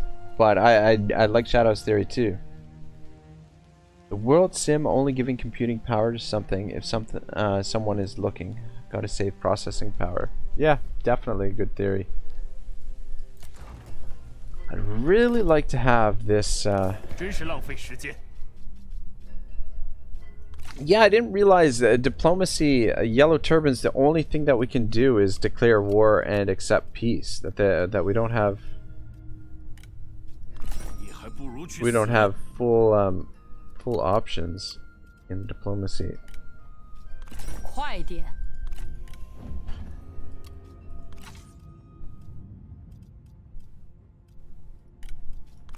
又是你这厮！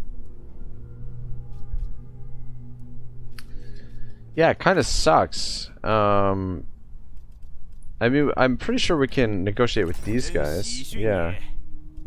We could trade some ancillaries. Fuck. Are you telling me we're not using that heavenly sword right now? Where's my army? Where's my army at? 大人亲临，士气大振。 Ah, we got this. We give him... Oh, shit. A serpent spear. What's this? +6 resolve. I think we'll give you that. Looks good. That is...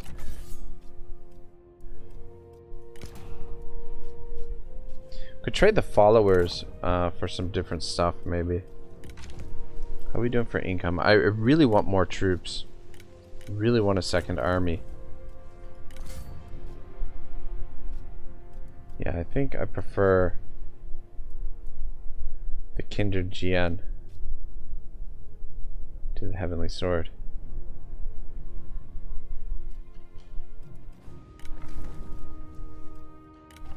And he's got his two-handed mace, which seems pretty effective. Alright, it's fine. Adarega, the double slip experiment isn't about light being a particle or a wave, it's about the act of observing something. Something changes it.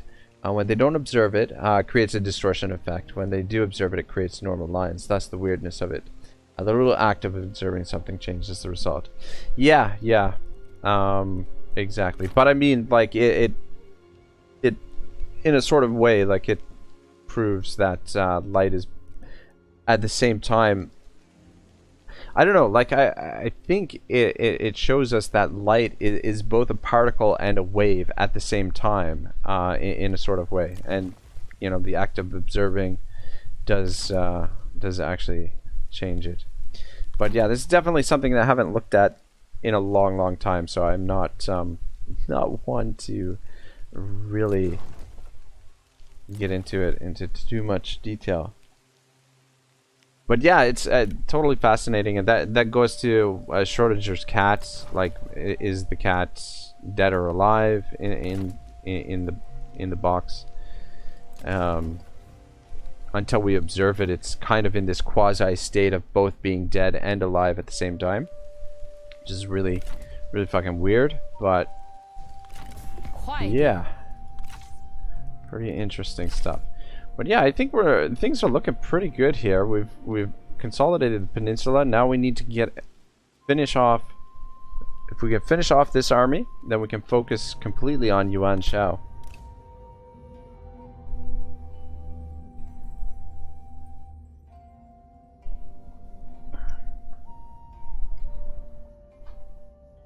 I don't know, how much longer do you guys want to go for today? I was planning to go for about 4 hours. But tomorrow I have to work, so I'm going to be streaming early tomorrow. I'm going to try and go for another 4 hours tomorrow as well, but I'm not 100% that that's going to be viable. Like, I have to get up nice and early to be able to do that. But I'm having a good time, so if you guys want to stick around and keep playing for a little bit longer, for a while longer, I'm okay with that, but it's really up to you guys how much longer we continue on today.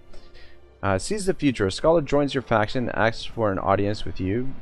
Begging no disrespect, he tactfully explains that though his previous lord was lacking in leadership qualities, he was in possession of advancements that have thus far evaded your faction. He suggests that there are many useful reforms available to those brave enough to embrace them, and states that he recognizes his courage in you. You thank him for his counsel, and now consider which ideas for your own ancillary gain. Scholar. Good.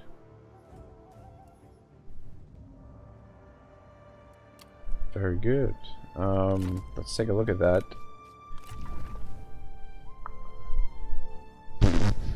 I kind of would rather have him have the scholar. Is that 10% character experience faction wide? It's pretty good. And I don't know mobile infantry formation.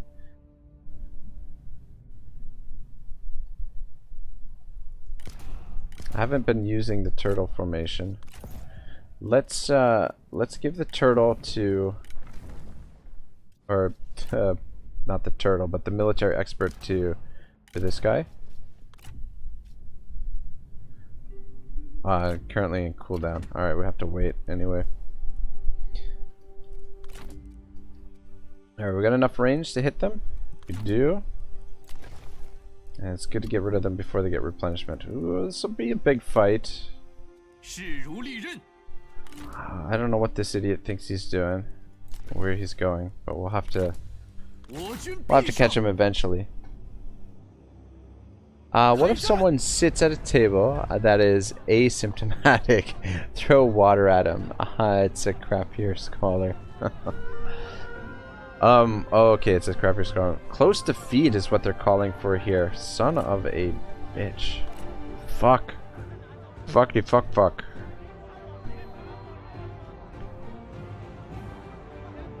Read that. Well, I don't know. They deployed 4,000, 4,000. We should be able to win this. I'm a little bit wary of their cavalry again.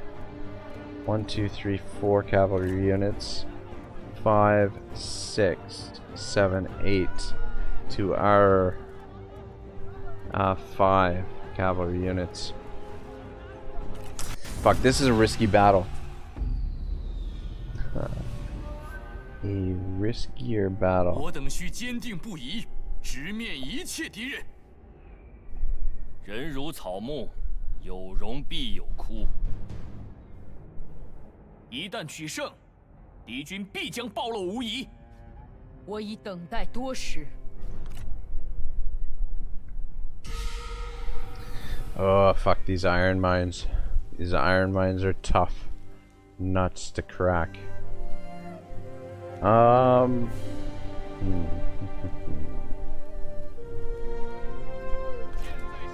well, we're gonna position back here and then move up slowly. We should be able to take these towers out with our fire arrows.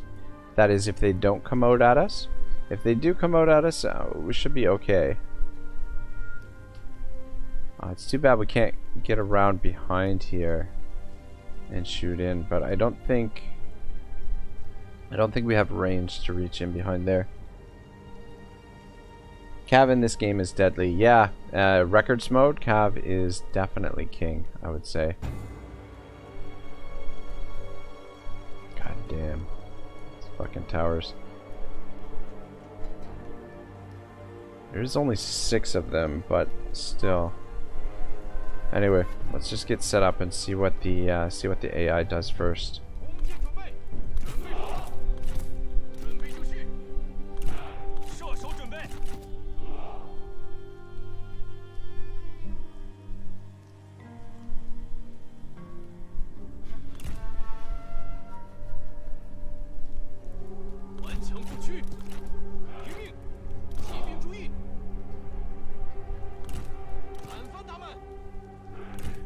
Yeah, I mean, if they charge out with their cavalry, then we'll be in good shape.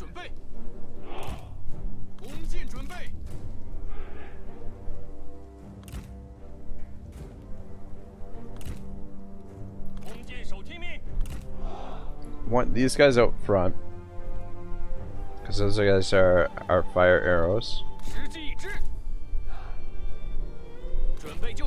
And then you guys can stand in behind.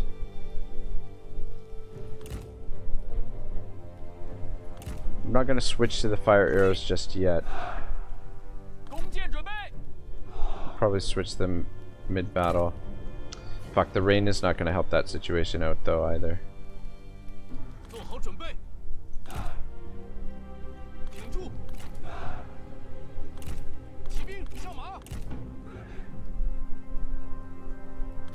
Just move over here a bit.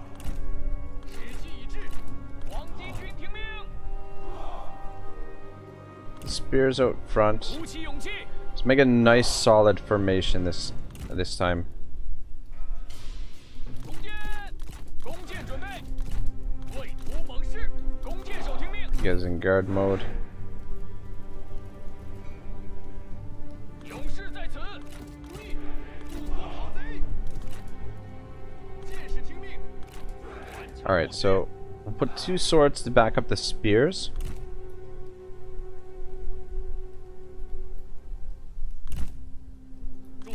Pull back a little bit. And then we'll put the swords on the flanks as well. Probably should put spears on the flanks, but...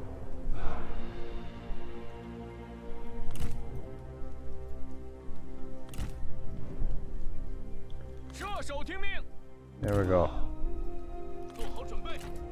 And then you guys just be prepared to go where you need to. Actually, let's take advantage of this. This hill here. Alright. What if someone sits at a table that is... Oh, okay. Sorry, I read that on... Kevin, this game is deadly. Can you use fire arrows in the rain in this game? Pretty sure. Pretty sure we can.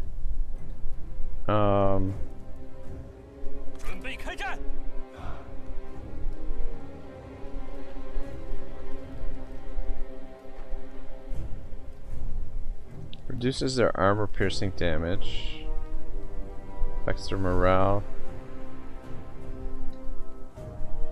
We'll just save the arrows for now. Are they... Alright, it looks like they're gonna stay put. Alright. Let's move forward then if that's the case.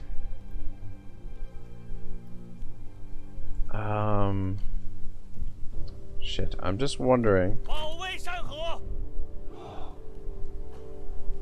Should we move the whole army forward, or should we just try and bring the archers up and pick off these towers one at a time?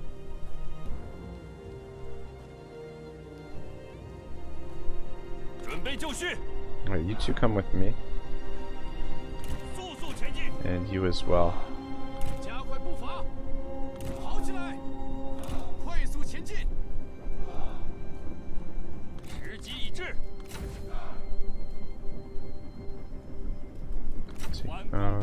Guess we'll leave you on pirate road for now.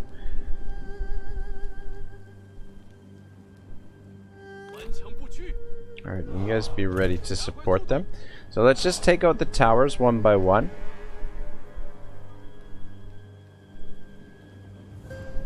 We sneak up through the woods here. That should mitigate some of the damage that we take as well.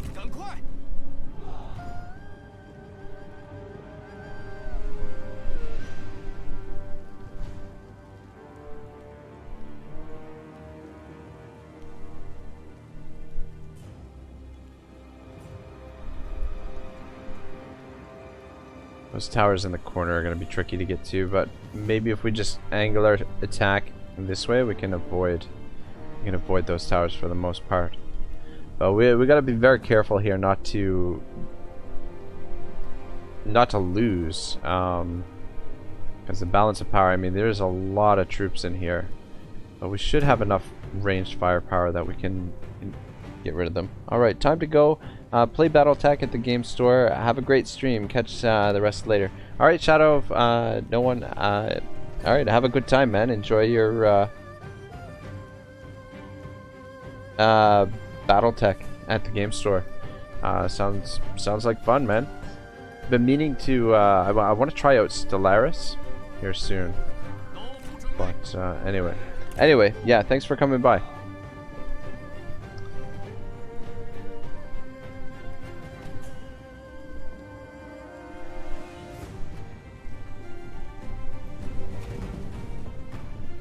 Can you guys hit this tower?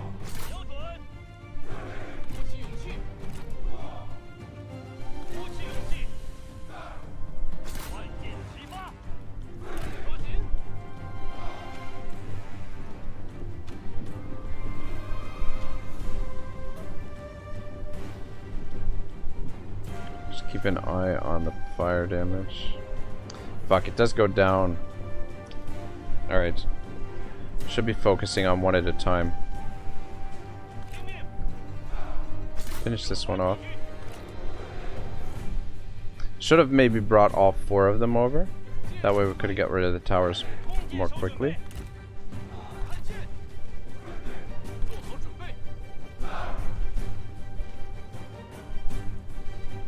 Fire damage 100, 100. Okay. Hold your fire. Let's start working on this one now.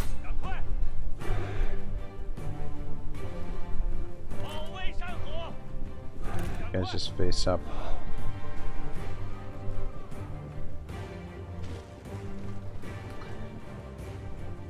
Killer robots, LOL. That sounds freaking awesome, man. Sounds like a lot of fun. I guess stay up front. I'm gonna burn the forest down here.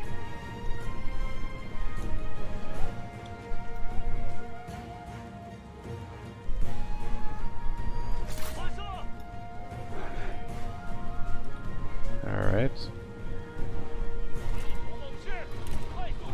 One more tower to go. I don't think I'm gonna worry about these 2 towers too much. So long as we don't... Yeah, so long as we stay in this area, we should be fine.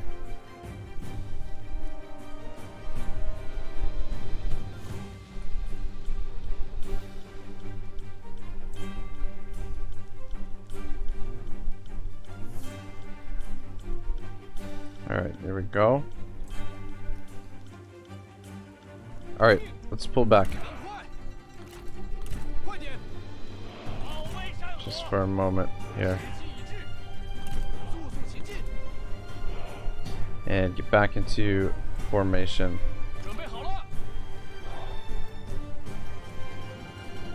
And then we'll bring the full force over.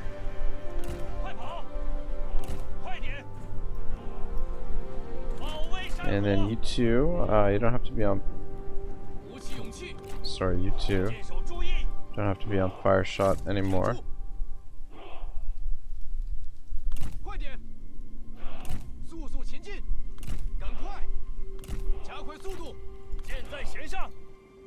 Alright. Climb back into formation. And then we will move over and attack from this angle. And you guys just take position up on this high ground if they come out at us. But now I think we just basically whittle them away. Do as much damage with our ranged troops, and once we're out of ammunition, we send in the ground troops.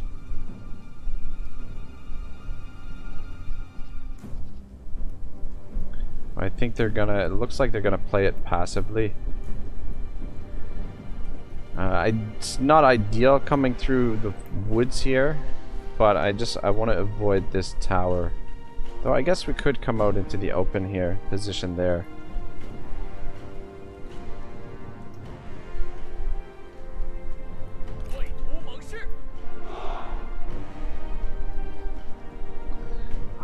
Just a little bit wary that if we do position here in the right out front, that they'll swarm us.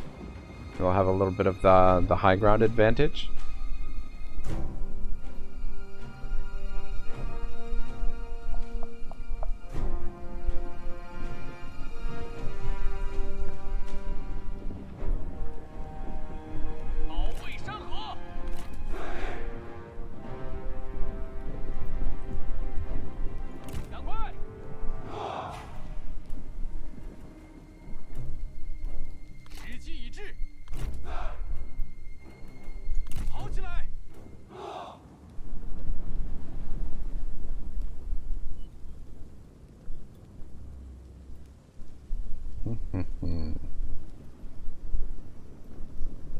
There is a lot of them here.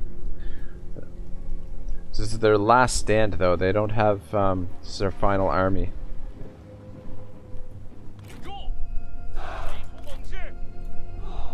You guys on fire at will? No.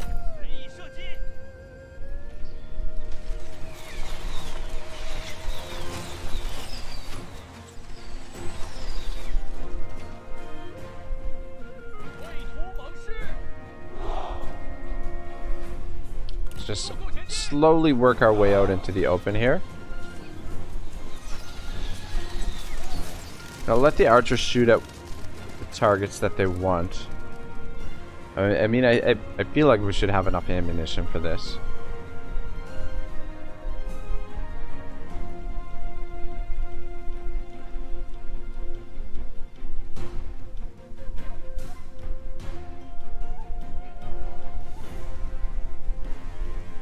Ha！敌军士兵正在溃逃。注意，弓箭手准备。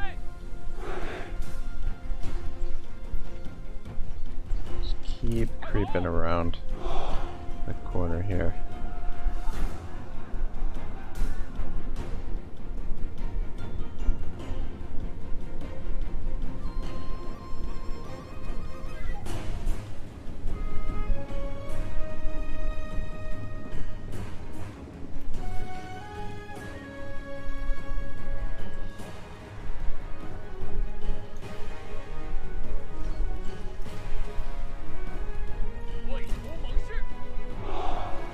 Move up a bit.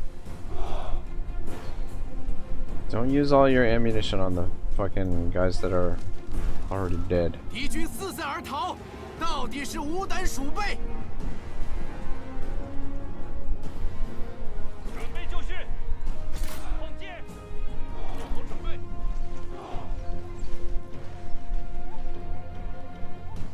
保卫山河，在。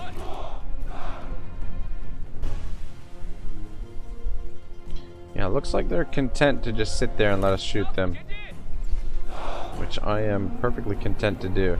We're wearing them down pretty good so far, but we haven't taken out any of their cavalry just yet. They're starting to return fire now.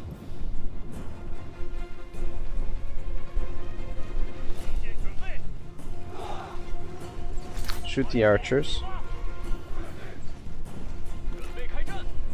Get back in line. Guess they're just a bit out of range there.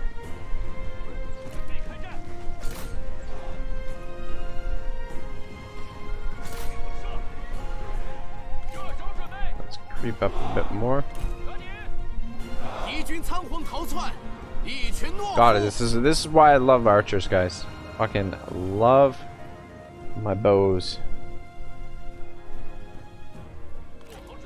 Alright, you guys just get over here just in case you're needed.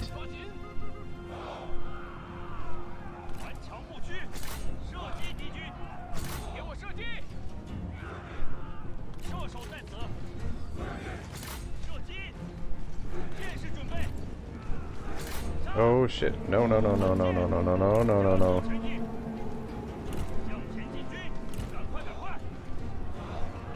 Damn it.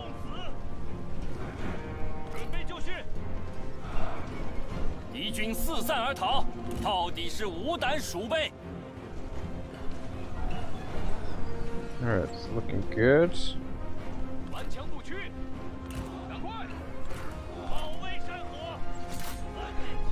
So far, so good anyway.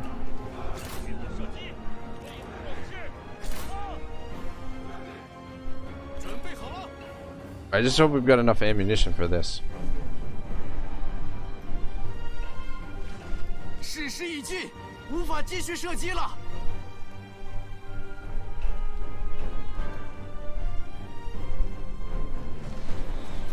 God, it's just a blanket of arrows.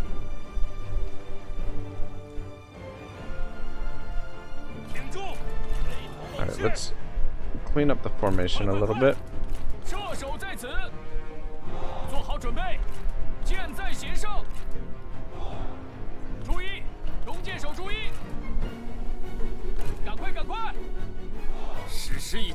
And move up a bit.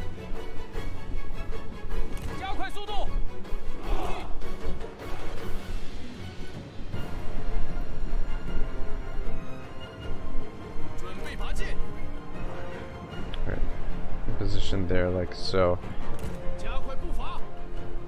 Actually, set it up like that. Alright, not a ton of them left.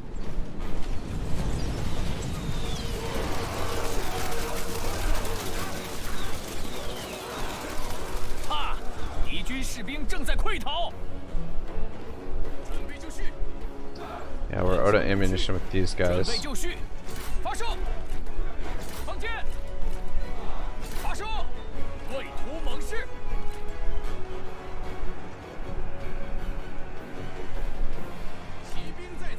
Just send you to run them down, make sure they don't come back. We've got a few troops up here.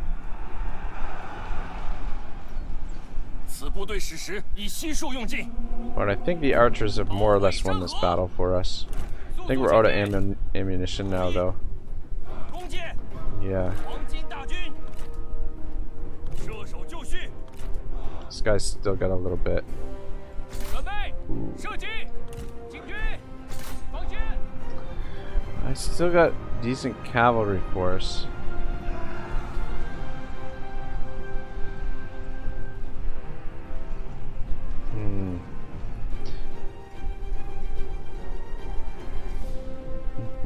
Yeah, there's still quite a few of them. And it's mostly their cavalry. Just finish up our, that is the last of our ammunition. Alright, you guys back up. We're gonna send in the ground troops now.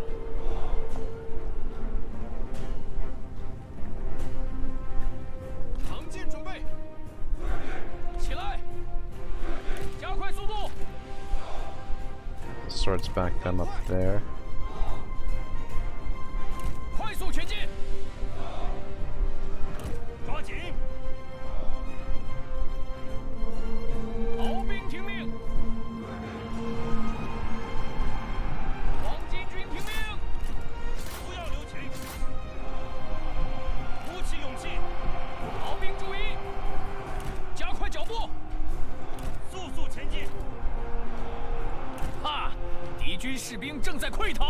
Alright, let's bring the cavalry around this way. And we'll come through here and smash in behind them.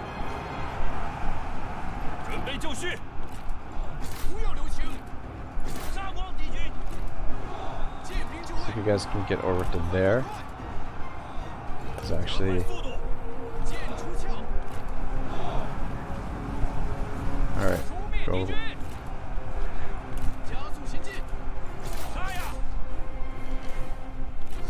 Keep moving.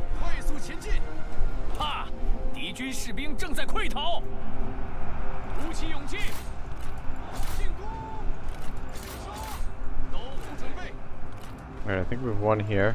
Guys, keep moving forward. This clump here is gonna be a little bit tougher to get through, and you guys just come up here for moral support. You guys get in here.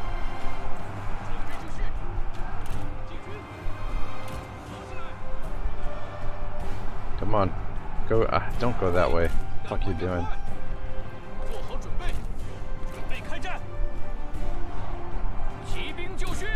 I want to try and...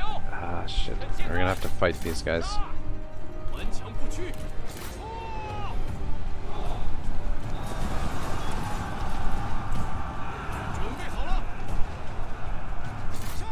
Come on, get in there.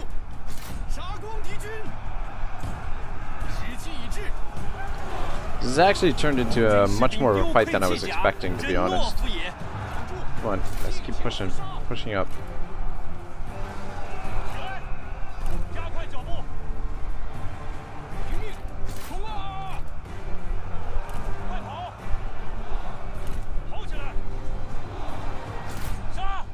How are we doing over here?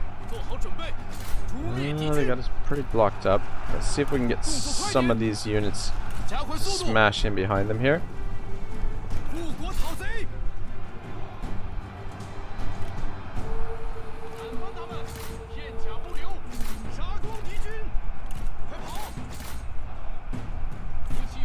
Love to be able to get to those archers.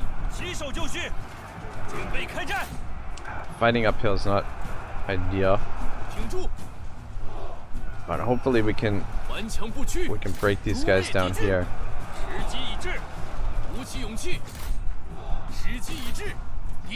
Fuck, I don't know. Fighting uphill like this is not good.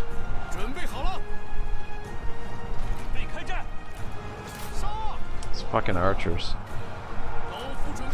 There's nothing we can do about it right now. I should have maybe saved some ammunition. What in the fuck? Where have you been? Oh my gosh. Get the fuck over there, man. I thought the cavalry looked kind of slim. And you guys just capture the tower here. Come on, get in there. We can break through here and get to those archers.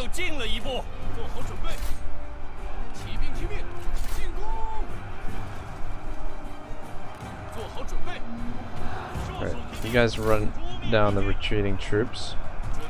You guys keep pushing. You guys keep pushing as well. Now we're taking some pretty heavy casualties, I would imagine. You guys are okay there. And have the archers run them down, make sure they don't come back. Alright, I think we made it through here. Oh, maybe not. Maybe there's still a unit. Yeah, we still got some cavalry to deal with. Oh, fuck, there's still a lot of them down here.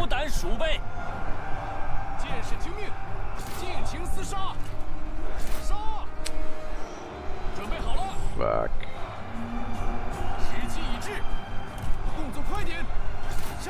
I think they're out of ammunition by the looks of things.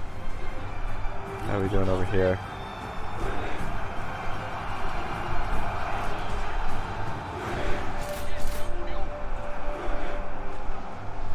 Alright, let's start sending in some of the archers to support now. Let's see if we can wrap this up. Just overwhelm them with our numbers now.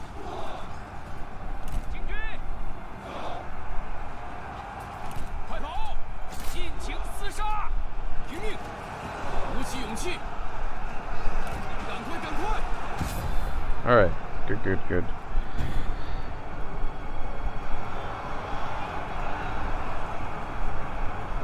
Bit of damage, but I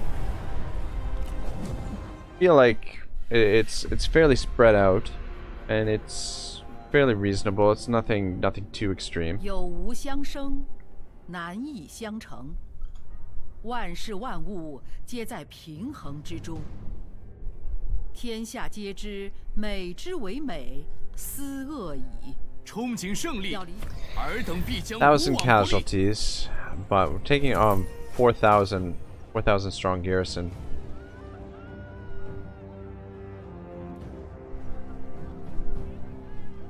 Measure one's power has over others, therein lies true strength. Alright, we'll just occupy. And that gets rid of them. While a new heir has taken over oh shit! Their faction, they are as yet too young to control it. They must rely on the integrity of court ministers. Okay, wait. Faction destroyed. Okay, good. Alright, so that's one enemy down. And yeah, you know what, guys? I'm kind of thinking that this is maybe a good spot to wrap things up for today. Because I'd like to record some more, pre-record some more chapters of the Art of War for tomorrow. And tomorrow's stream is going to be early. A little blood effect would be nice. Yeah, I'll see if I can put it on, and I'll test it out and see if actually, where's the options? Graphics, blood effects.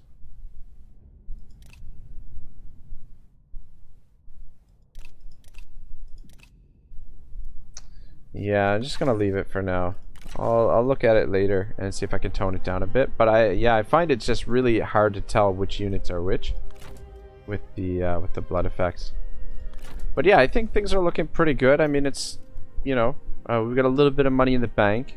We haven't really done any building, but let's take a look at the diplomatic status. Yeah, well, tomorrow we can focus on Yuan Shao and see if we can take him on and smash some of his territory. But I feel like this area is a good spot to hold up. I feel like we'll be able to defend it. But yeah, thank you everyone for watching. Eh-Shan, I appreciate you being here. Shadow of No One, I know you took off a little bit earlier, but thanks for coming by. Regan Smoked, I appreciate it. And everyone else who's watched, yeah, I'm very, very thankful that you guys are here enjoying this campaign with me, because yeah, I love this game, man. This is one of my favorite Total Wars.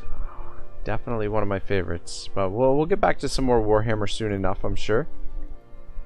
But for now, we'll be playing this for another few days. And yeah, so part 3 will be tomorrow. I'm gonna be streaming tomorrow morning Eastern time, unfortunately, so it's gonna be much earlier than normal. Might even stream, I was even thinking to stream really late tonight, but I don't think that's a good idea.